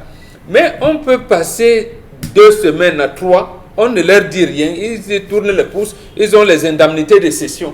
Et on les appelle à 20h30 à l'Assemblée, on leur donne la loi et qu'ils doivent voter, ils doivent, comment je veux dire ça, lire la loi, valider, faire les trucs, voilà, oui. Par la commission par exemple des finances et tout, ou la commission de la production, ça dépend de quelle commission réception de la loi, ils discutent en commission, viennent en plénière, on adopte. C'est terminé. Il dit adopted. Et le premier ministre vient, il clôture, on dit adopted. Et les mêmes députés sont surpris aujourd'hui que non, mais en fait, qu'est-ce qu'on a même voté là? Qu'est-ce qu'on a même? Voilà la situation dans laquelle on a mis. Donc, on nous met dans des sacs comme je ne sais pas, des escargots, on attache et on nous promène. Allez, madame, monsieur, merci à vous. Dans un instant, la revue des réseaux sociaux. Qu'est-ce qui a fait le buzz? C'est 24 heures sur la toile. Quelques sujets, Karine. Oui, 81 Camerounais ont été rapatriés des États-Unis hier. Ils sont arrivés au Cameroun aux environs de 14h30.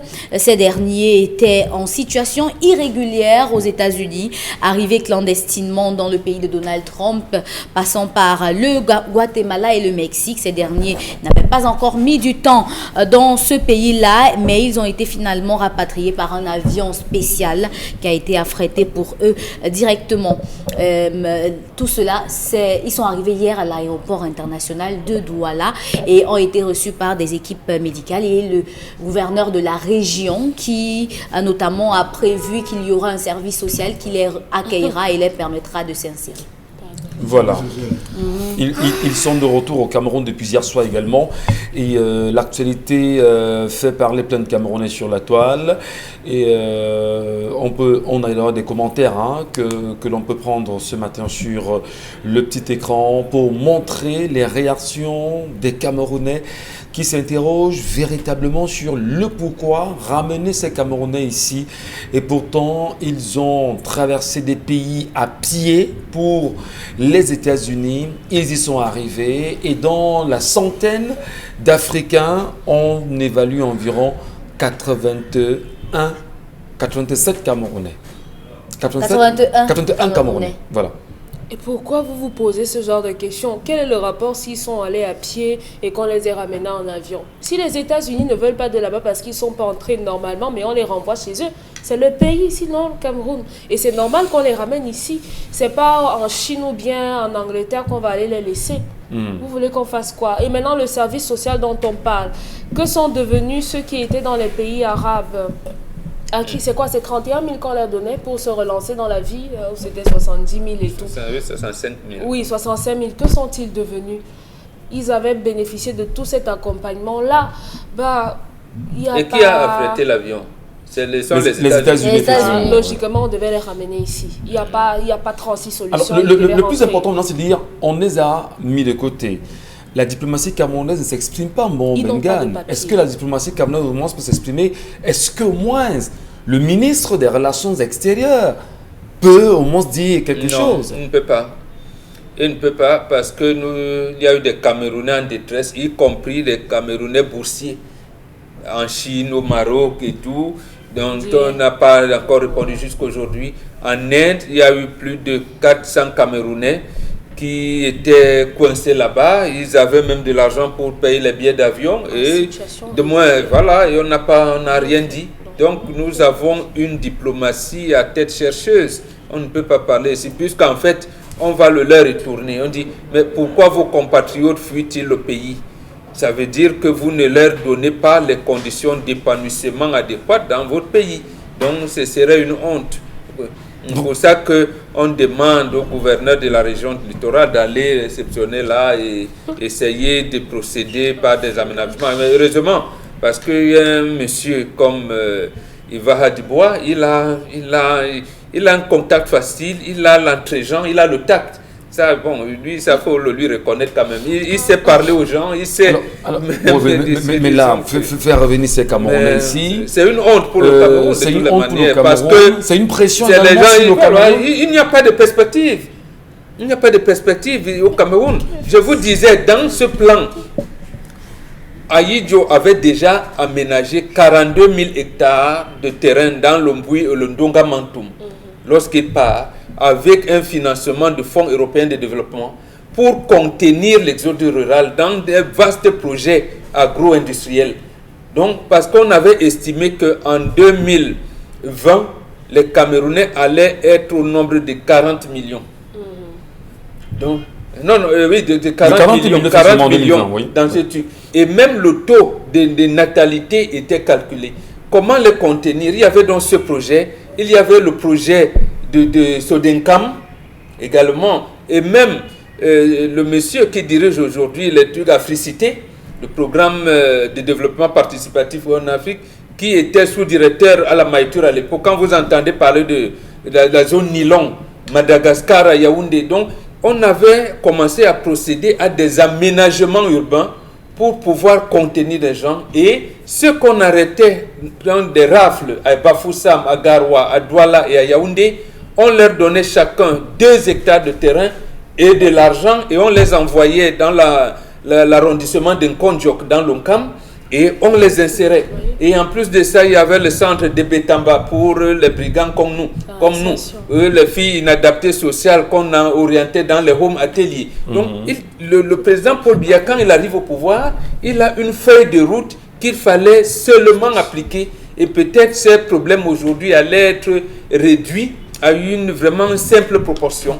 Mais le drame, un samedi, et si je vois en 1983, il fait un remaniement ministériel terrible. Bon, il enlève Samuel Bois de l'agriculture et un certain nombre de choses. Mais c'est depuis ce jour-là que le Cameroun a dégringolé. J'ai dit bien samedi, le 6 juin 1983.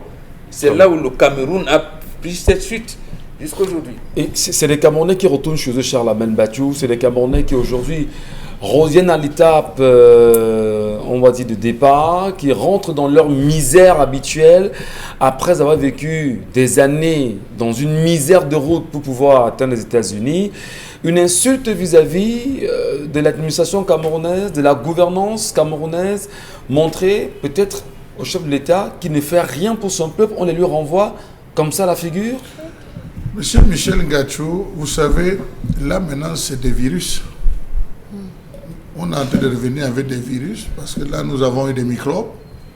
Contenir les microbes sont en train d'être difficiles, monsieur Michel Ngachou. Voilà des virus parce que je dis ça, je ne parle pas, c'est pas une injure, mais je veux que les gens comprennent que quelqu'un qui se rend compte que c'est difficile, là où je suis c'est difficile, je vis l'enfer, je veux m'évader, qui réussit à s'évader, mais qu'on ramène dans la cellule, monsieur Michel Ngachou, tout ce qu'il aura, les obstacles qu'il aura affrontés, il va les retransformer en un avantage. Soit il va se remettre sur la ligne du départ pour repartir, soit il va se remettre sur la ligne du départ pour nuire. Monsieur Michel Ngachou. Se remettre pour repartir parce qu'il connaît la route. Voilà, parce qu'il connaît la route. Nuire. Parce qu'à un moment donné, il est choqué, il est outré par l'attitude. J'ai eu l'occasion de côtoyer ceux qu'on a rapatriés, monsieur Michel Ngachou. Les premières vagues des Camerounais qu'on a rapatriés. J'ai eu à côtoyer 5. Des 5, il y a 3 qui sont repartis. Il y a 2 qui ont essayé la moto. Ça n'a pas donné. Ils se sont essayés dans le bâtiment à travailler, ça n'a pas donné. On les a taxés de faibles, de faiblards. Il y a eu le regard du quartier, la honte qu'ils portaient. Il y a eu la famille qui les a sevrés parce que pendant qu'ils partaient, il dit « Maman, je viens d'avoir, on doit passer cette nuit. Vraiment, aide-moi, envoie-moi 300 000. Je dois passer cette nuit, il faut que je paye les passeurs. » On envoie. Ces personnes, vous savez, la famille contribue à hauteur. Oh, vraiment, je manque au dormir, je n'ai même pas de quoi manger. On appelle les amis. Le regard de ces personnes, d'autres se sont versés dans ce que vous appelez la fémania et qui se retrouvent à poser des actions qu'on ne peut bien même 2. Un, peut-être de son ami, qui se trouve à l'heure où je ne veux pas aller en cellule. Ils ont dit on préfère aller assumer et payer ainsi le Cameroun. Je crois qu'on devrait s'arrêter. Là, ça c'est les expériences. Le gouverneur a parlé des services sociaux. Les premiers qui ont été suivis par les services sociaux sont où? Savez-vous que des filles qui sont revenues du Koweït, que vous avez vu la masse de filles qui étaient revenues du Koweït, beaucoup se sont versées dans la prostitution. Il y a une qui est à l'heure où je vous parle, et à la montée, M. Biokatien Kane, à la montée de montant américain, elle se trouve là, M. Michel Ngachou. Elle est connue, elle est même populaire. C'est les gars qui la recherchent. Regardez, quelqu'un qui est revenu, on devait la prendre, la resocialiser, M. Michel Ngachou, la positionner. Voilà un secteur qu'on a abandonné du babysitting. On pouvait la, c'est ce qu'elles font là-bas. Pourquoi ne pas développer ce secteur? Où est passé le ministère des Affaires sociales? La promotion de la femme et de la famille. Je te coupe à la mail, c'est ça donc le rôle de ce qu'on appelle les home ateliers.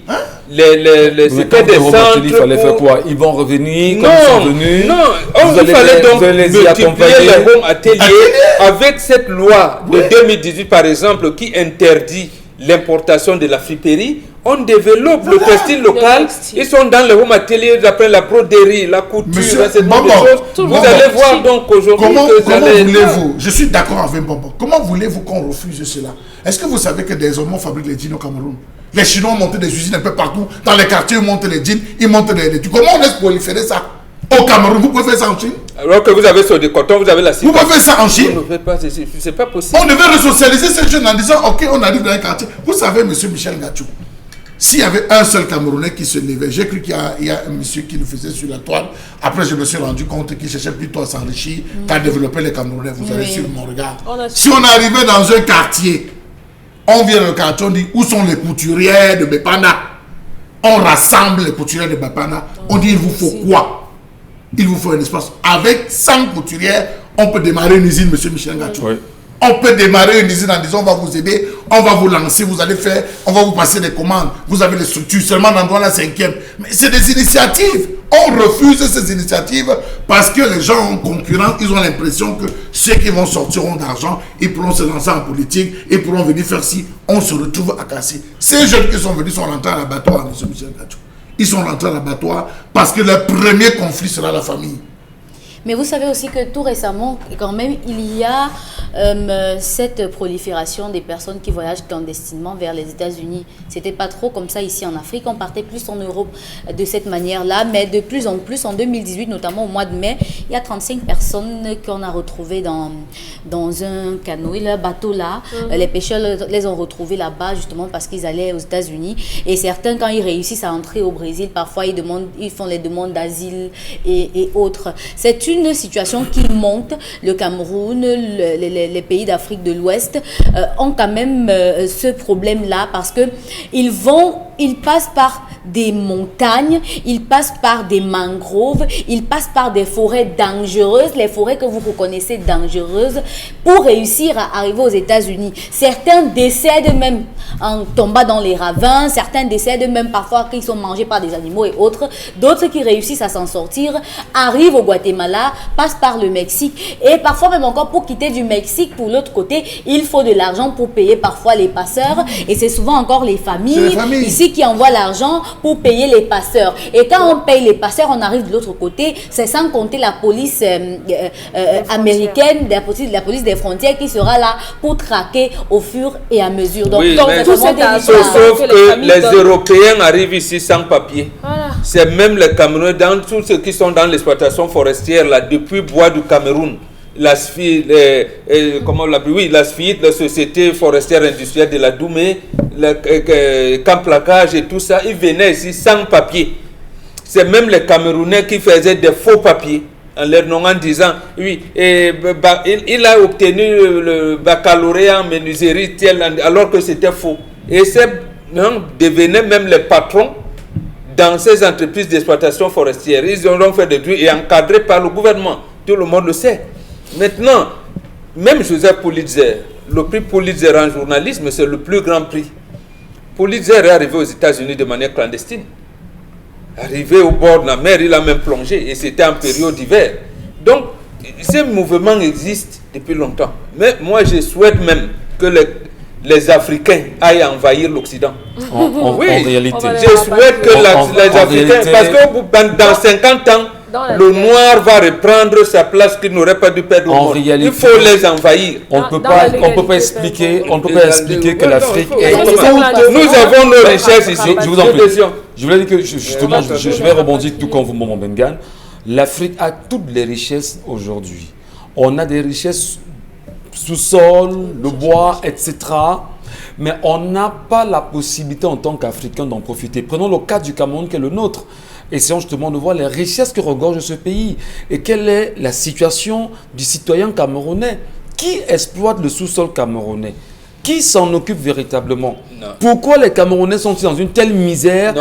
L'Européen, si vous voulez... Moi, je pose la question autrement. Si on avait laissé les Nkrumah, les Lumumba, les Sankara, les Moumié et tout diriger le pays, on n'aurait pas été là. On a coupé leur tête pour partir des gens qui perpétuent le comptoir colonial. Il faut donc que les Africains continuent à aller envahir l'Europe. Oui, donc dans ce cas, le combat est à tous les niveaux. On se bat contre les dictateurs qui nous empêchent de nous émerger. On se bat contre ces présidents des pays occidentaux. Il faut les perpétuer. C'est à tous les niveaux qu'on doit mener le combat. Justement, s'il y a possibilité, vous ne pouvez même pas discuter un Wolowos avec un blanc. Même si l'un va nous pied le Wolowos, il va aller chez le blanc. Bon. Vous avez bien dit. Non, je ne dis pas que c'est ça. Je prends seulement ce cas-là. Non, c'est très sérieux. Il faudrait que ces gens, comme l'a dit Charles Hamel, j'ai peur qu'ils puissent se transformer même en abeilles. Parce que les abeilles, oui, ces gens qui viennent, ils peuvent se transformer en abeilles et vont envahir les champs ici. Parce que vous ne pouvez pas vous promener à quoi le dimanche. Vous serez agressé et la police sait qu'il y a des agresseurs à quoi? C'est ce que vous appelez les enfants de la rue, alors que la rue n'accouche pas. Il n'y a pas une maternité. Je ne sais pas si vous avez des gynécologues qui assistent la rue lorsqu'elle va accoucher. Merci. Allez, un autre sujet, Karine, qui a retenu votre attention. Oui, une entreprise spécialisée dans l'achat et la vente des actions, appelée Africa Live, a dissimulé de l'argent des Camerounais qui ont investi notamment pour multiplier leur fortune. Ils sont plus d'une centaine à avoir investi de 300 000 à 6 millions de francs CFA depuis près d'un an ici à Douala, et ils sont dépités, désespérés. Les portes de l'entreprise sont fermées. La plupart des personnes qu'on retrouvait à l'intérieur ont disparu de la nature, et les Camerounais qui y sont n'ont plus que leurs yeux pour pleurer. On va écouter. Vous voulez qu'on écoute peut-être? Non. Justement, ils vont écouter ça aux 12h. Ah ok, merci beaucoup Karine. Et on est revenu avec le phénomène Milda. On a le sentiment amener les Camerounais à investir de l'argent dans des microfinances avec des promesses fallacieuses, jamais respectées. Dominique Audrey, on vous a entendu à l'entame de l'émission dire c'est bien fait pour cela. Pourquoi le dites-vous? Parce que c'est bien fait. S'ils pouvaient même investir un peu plus, ce serait mieux. Ce serait bon qu'ils investissent. Peut-être là, ils vont comprendre qu'il n'y a pas un arbre où l'argent tombe. J'ai entendu parler d'une société qui investissait dans le pétrole. Vous ne pouvez pas prendre de votre argent durement acquis. Vous prenez, vous mettez dans une structure sans prendre la peine de vérifier qui est le promoteur de l'entreprise. Quelles sont les entreprises avec lesquelles cette fameuse entreprise travaille. Vous prenez simplement des millions et vous donnez comme ça. Simplement parce qu'on vous a dit, tu mets 3 millions ou tu mets 6 millions, tu auras 12 millions. Non, c'est trop facile. C'est trop facile. Et malheureusement, on m'insultera certainement ensuite, c'est pas grave. Malheureusement, beaucoup de Camerounais aujourd'hui aiment verser dans ça. La facilité. On te dit, non, donne 5 000, tu auras 15 000 après. On prend 5 000, on donne. Ça commence doucement. Sauf que les gens ne savent pas. Au premier contact, on vous demande 10 000. Et après, on vous donne ce qu'on vous a promis. Et au fur et à mesure, vous vous dites, hey, si je mets même 3 millions, ce sera beaucoup comme quand j'ai donné 10 000. Sauf que la pyramide s'écroule quand on arrête d'avoir des gens qui s'inscrivent. Quand on arrête d'avoir des gens qui s'inscrivent, ça s'écroule. Et ils ne pourront plus rien vous donner parce que personne n'investit plus. Donc, comme je vous ai dit précédemment, moi j'ai été même surprise que... Non, je ne le dirai pas. Moi, ça ne me fait rien, hein, vraiment. Honnêtement, ça ne me fait rien. Si on peut aller comme ça, des chèques de vol d'argent en vol d'argent, encore et que les gens arrêtent ça, ce sera une bonne chose. Mais peut-être que les gens prendront conscience. Oui. Ben, c'est bien. Parce qu'on ne peut pas s'émouvoir, on ne peut pas s'émouvoir devant ça. On ne peut pas s'émouvoir qu'ils pleurent, qu'il n'y ait pas d'argent. On a quand même vu des parents, Karine, des oui, mamans, on a vu des mamans qui disent avoir investi 5 millions et attendaient 90 millions. Il fallait investir cet argent dans autre chose. Il y en a qui ont fait beaucoup d'investissements. Il y en a qui disent que c'est l'argent de la Réunion. Vous appelez ça investissement? Mais ils disent que c'est l'investissement, ça devait être investissement. C'est eux qui appellent ça investissement, oui, monsieur Mbaye. Vous mettez 500 000 pour que votre argent fasse quoi? Peut-être que l'argent a les pieds et les mains pour travailler. Non, on va être sérieux. Non, avoir ça, c'est minimiser. Forcément, c'est des actions qu'on a portées au niveau de la microfinance. On savait effectivement que est-ce qu'on vous a dit que c'était une microfinance? C'est pas une microfinance, c'est comme MIDA. On met ça, se multiplie. D'accord, on met de l'argent et avec cet argent, justement, on le fait fructifier. Les revenus, justement, on le reverse en fonction justement de vos actions. Quand vous décidez d'entrer dans le trading, vous avez deux choix. Vous connaissez les deux issues. Soit les actions cotées en bourse marchent, vous avez un boom, soit vous perdez tout. Il faut qu'ils le sachent. Vous perdez tout. Il n'y a pas de 36 solutions. Est-ce qu'il a fait un mauvais placement avec votre argent? Je prends votre argent pour faire un placement quelque part. Est-ce que j'ai fait un mauvais placement? Est-ce que vous savez que je devais faire un placement? Non. Est-ce que je vous consulte pour faire le placement? Non. Je n'ai besoin que d'une seule chose, votre argent. C'est tout. Tout, bon, ton père ne vit qu'au dépend de celui qui le... Vous me donnez, je prends, je vais fait le placement, ça paye. Je viens de dire que ça a payé. Tes 500 000, on donné 600 000. Ça paye, ça a payé. Je vous dis que ça peut venir récupérer. Le jour où je fais l'investissement, parce que là, on parle de plus de 400 millions de francs CFA. Ils sont entrés en nature avec 400 millions de francs CFA. À l'intérieur, j'ai mené des enquêtes là-dessus. Monsieur Michel Gachou, vous savez des femmes qui ont mené leurs hommes, leurs maris. Le mari vient dire que chérie, on teste, elle dit oui. Il dit que bon, je mets 1 million. L'homme met 1 million. La femme contourne, elle vient derrière, elle met 6. Donc, depuis que l'affaire s'est déclenchée, même pour tousser à la maison, certains couples, certains partenaires, c'est 4 pour pleurer. Parce que chacun ne connaît pas le montant. Je vous dis, je connais un couple. Je parle comme ça de l'histoire d'un couple où l'homme a mis 1 million. La femme a contourné, elle est partie mettre 6. Depuis que ça a déclenché, elle pleure seulement dans la voiture quand elle va au bureau. Elle ne peut pas pleurer à la maison. Parce que si elle commence, elle sait que son mari va la tuer. Donc c'est ce qu'on soulevait là comme problème. Donc les Camerounais aiment la facilité, une facilité à nul autre pareil. Parce qu'on a mis devant nous que des fonctionnaires corrompus, des fonctionnaires riches. Vous allez à Yaoundé, monsieur Michel Gachou. Vous voyez un jeune gars sorti de l'école qui est fonctionnaire dans un ministère. La voiture qu'il garde, ce n'est pas la voiture de service, c'est sa voiture. Ce qu'il mange et ce qu'il boit, on les voit dans l'hôtel spécial de Yaoundé, là, monsieur Michel. Ce n'est pas qu'à Yaoundé, même ici à Douala. Yaoundé, c'est un phénomène. Tout le monde vous entrez dans la boîte de nuit de cet hôtel-là, monsieur Michel Gachou. Vous voyez ce que ce gars boit entre 20h et minuit.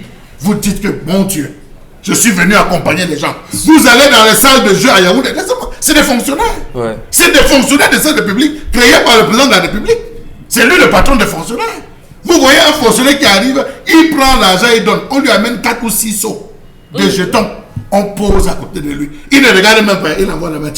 Il veut prendre ça. Il envoie la main, il prend. Dès que le seau finit, on vient, on change le seau. Voilà ce qu'on a créé. Le Camerounais, l'homme d'Akina s'est dit que comment je peux faire pour aussi arriver là.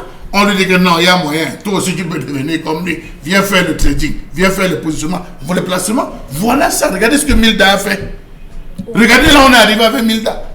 On n'a pas pris la conséquence. Comment une structure peut évoluer dans un pays pendant plus de 3 ans? Elle n'a aucun papier, elle n'est pas enregistrée, elle n'a aucun numéro de contribuable. Monsieur Michel Gachou. Et qu'aujourd'hui, on veut nous demander on veut taxer nos téléphones portables. Allez plus loin. À qui est la faute? Allez plus loin et posez-vous une question. L'État du Cameroun qui après avoir récupéré un bon montant de cette MIDA, aujourd'hui, est-ce que les Camerounais se reconnaissent dans les restitutions de 9 milliards collectés? Monsieur Michel Gachou, vous allez loin. Ici, à quoi? Vous avez des douaniers qui tous les vendredis font une tontine de 5 millions. Ce n'est pas avec les chèques sans liquide. Ils travaillent quoi de lundi à vendredi pour venir faire la tontine de 5 millions.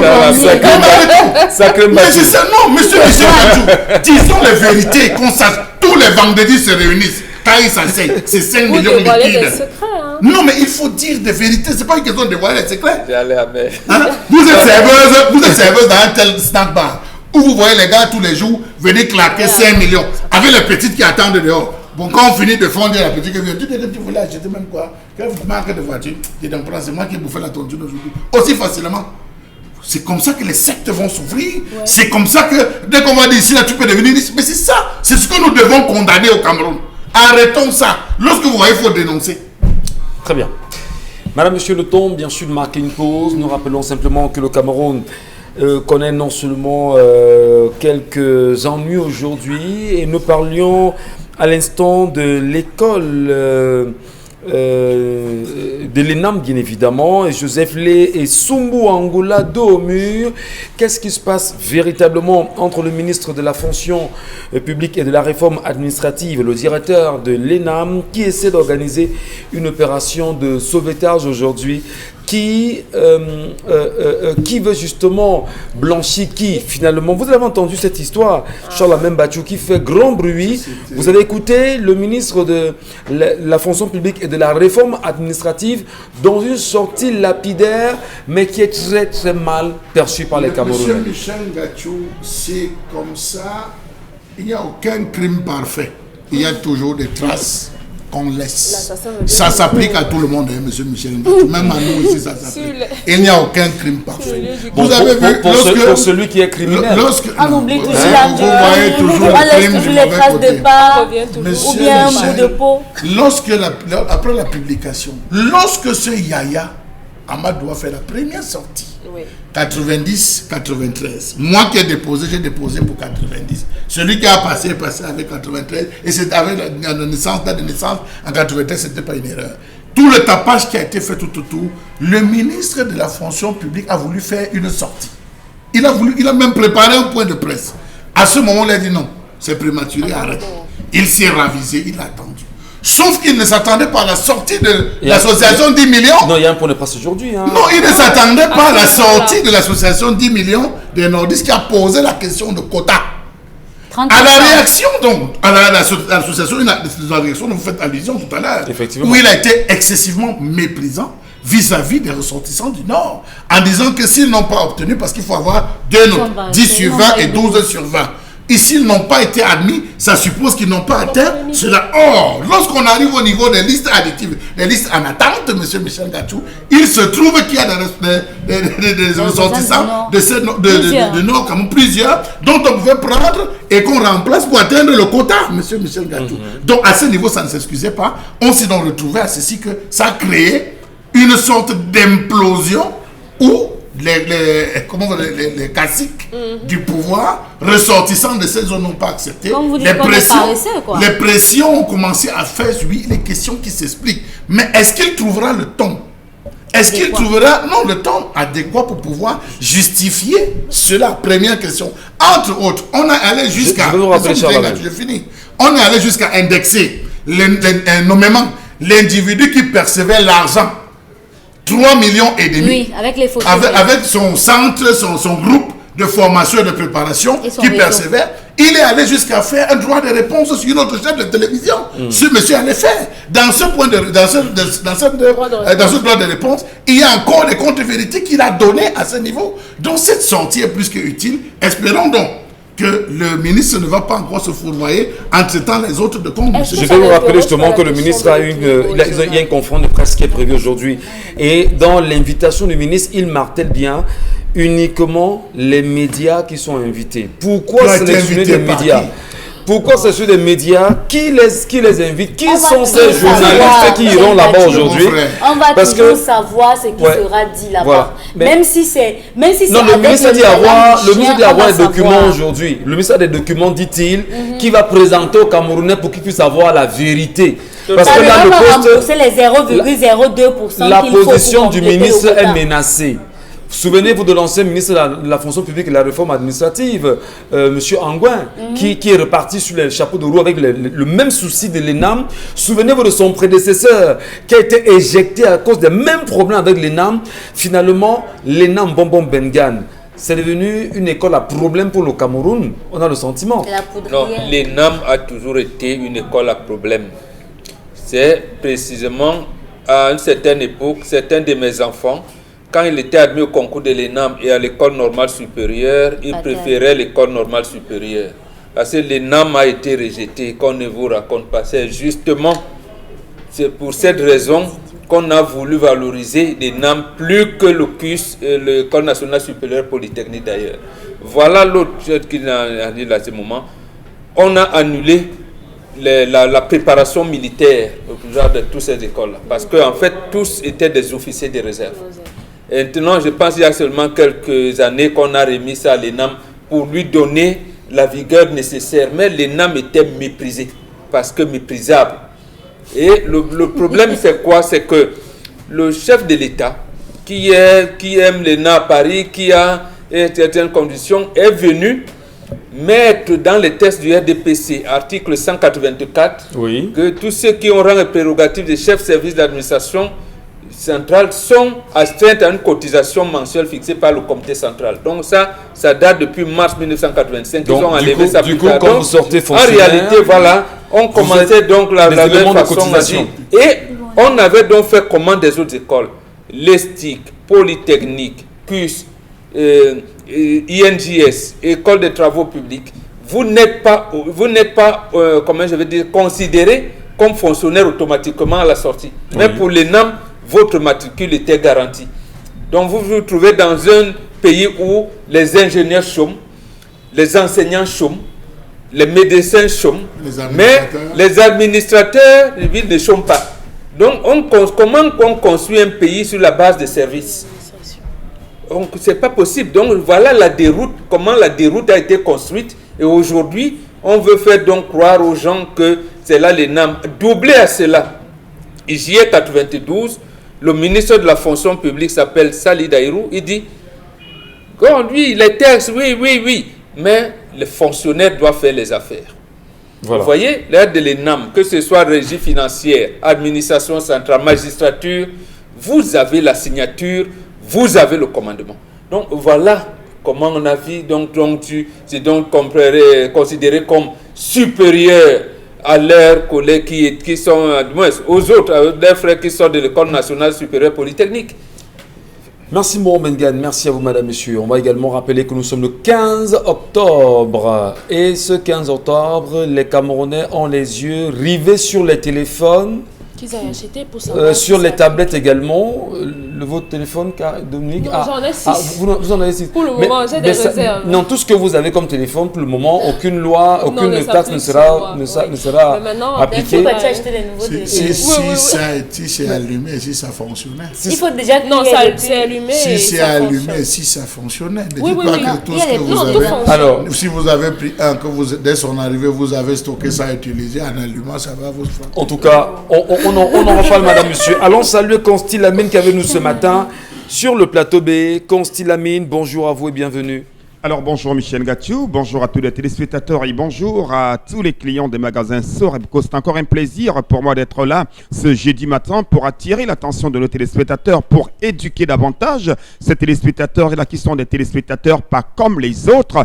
Alors ce matin, nous parlons encore sécurité incendie, nous parlons encore des magasins Sorebco, nous parlons encore des extincteurs de qualité supérieure. Je sais qu'on en vend un peu partout, ça je le sais. Ça, je le sais. Je sais qu'on en vend un peu partout ces extincteurs-là, mais les extincteurs présentés par Consti Lamine, du côté bien sûr des magasins Sorebco, sont des extincteurs de très très bonne qualité. C'est des extincteurs qui sont arrosés de plusieurs mois de garantie. C'est des extincteurs vraiment d'origine. C'est des extincteurs faciles à utiliser. C'est des extincteurs durables. Raison pour laquelle, ce jeudi matin encore, j'attire l'attention de tous nos téléspectateurs qu'il est important d'avoir un extincteur à la maison. Oui, il est important d'avoir un extincteur à la maison. Chaque maison devrait avoir un extincteur. Le tout n'est pas de se bâtir une villa. Le tout n'est pas de se bâtir un duplex. Le tout n'est pas de se bâtir une maison. Une maison, il faudrait avoir un extincteur à la maison. Alors pourquoi devrait-on avoir un extincteur à la maison? Imaginez un seul instant, vous êtes en pleine maison, vous êtes dans la maison et un incendie surgit. On essaie on essaie où vient l'incendie. Il y a quelque chose qui devrait arrêter cet incendie à l'instant. Et cette chose-là s'appelle tout simplement l'extincteur. Oui, un extincteur et pas n'importe lequel. Celui qui est vendu dans les magasins Sorebco. Parce que ces extincteurs sont les extincteurs de qualité. C'est des extincteurs faciles à transporter. C'est des extincteurs qui luttent efficacement contre les incendies. Les extincteurs des magasins Sorebco sont également les plus bas sur le marché camerounais en ce moment. Vous ne retrouverez cela nulle part ailleurs. Tenez-vous tranquille. Vous avez l'extincteur de 4 kg, oui, un extincteur de 4 kg, un extincteur neuf, un extincteur d'origine de 4 kg, vous avez à 11 000 francs seulement. Oui, je dis bien 11 000 francs seulement, c'est le prix d'un extincteur de 4 kg. C'est un prix de promotion, ce n'est pas le prix normal. Vous l'avez donc dans les magasins Sorebco, que ce soit à Yaoundé, à Douala, à Bertois, à Kribi, à Ebolo Vabafoussam. C'est le même prix, 11 000 francs, un extincteur de 4 kg. À côté, bien sûr, de 4 kg, on parle également d'un extincteur de 5 kg, chers téléspectateurs. Suivez mon regard. 12 000 francs pour un extincteur de 5 kg. Oh là là là là là là. Est-ce qu'on doit encore demander l'extincteur aux voisins? Est-ce qu'on doit encore mendier l'extincteur? Non. Chacun devrait avoir un extincteur à la maison, un extincteur au bureau, un extincteur dans son magasin, un extincteur dans sa société, parce qu'en ce moment, Sorepco est en train de verser les extincteurs. C'est versé où? Dans les magasins Sorepco. Il dit bien c'est versé où? Dans les magasins Sorepco, un extincteur de 5 kg, vous l'avez à 12 000 francs. Du côté, bien sûr, des magasins Sorepco. Il y a également notre contenance, 6 kg. Ah ben oui, à 14 000 francs, chers téléspectateurs. Ah ben oui, il dit bien 14 000 francs vous permet d'acheter un extincteur de 6 kg dans les magasins Sorepco. Mototenye Sengalemba Tatan, Wapulate extincteur Yabwa, allez au magasin Sorepco. Wapulate extincteur yé moins cher. Allez au magasin Sorepco. Et Banjana, extincteur, il y a Dimseweya. Extincteur, il y a Dimse incendie. Donc, mototenye Sengalemba Tatan. Basango na banyango, pesanangonde di. Bien, allez au Sorepco. N'attendez pas la fin de la promotion. N'attendez pas la fin du stock. Allez dans les magasins Sorepco et achetez un extincteur complet. Un extincteur comme celui-ci. Vous l'avez à 11 000 francs dans les magasins Sorepco du Cameroun. Donc, any man must get extincteur force. Because it's Sorepco, they for sell and pop auction. Thank you plenty and see you for Sorepco. Merci Consti, merci à vous. Allez, madame, monsieur, dans un instant on se sépare. Mais avant de se séparer, bon Benga, vous avez un message important pour les Camerounais qui nous regardent aujourd'hui. Oui, absolument. C'est bien le 15 octobre aujourd'hui. Oui. Et souvenez-vous, c'est une date qu'on doit prendre dans l'histoire du Cameroun. Le 15 octobre 1960, Félix Roland Moumié est empoisonné à Genève par l'agent secret français Bechel. Moumié était accompagné par un certain Tchapchet et Moumié entre à l'hôpital le lendemain, l'hôpital cantonal de Genève, le lendemain 16 octobre pour en mourir le 3 novembre. Donc, il faudrait pour le 15 novembre en mémoire de Félix Roland Moumié, le président de l'Union des populations du Cameroun, se souvenir pour que Moumié, dont le corps a été exhumé au cimetière à Conakry et brûlé. Or, là-bas, à Conakry, il y a un lycée Moumié. En mémoire de Félix Roland Moumié, nous devons nous redoubler d'efforts pour que justement Moumié soit fier de nous. Merci beaucoup, Bon Bengan. Merci à vous, madame, monsieur, de nous avoir prêté encore un tout petit peu de votre temps pour cette journée. Retrouvons-nous demain avec la grande famille pour la même mission lorsqu'il sera 10h. À demain.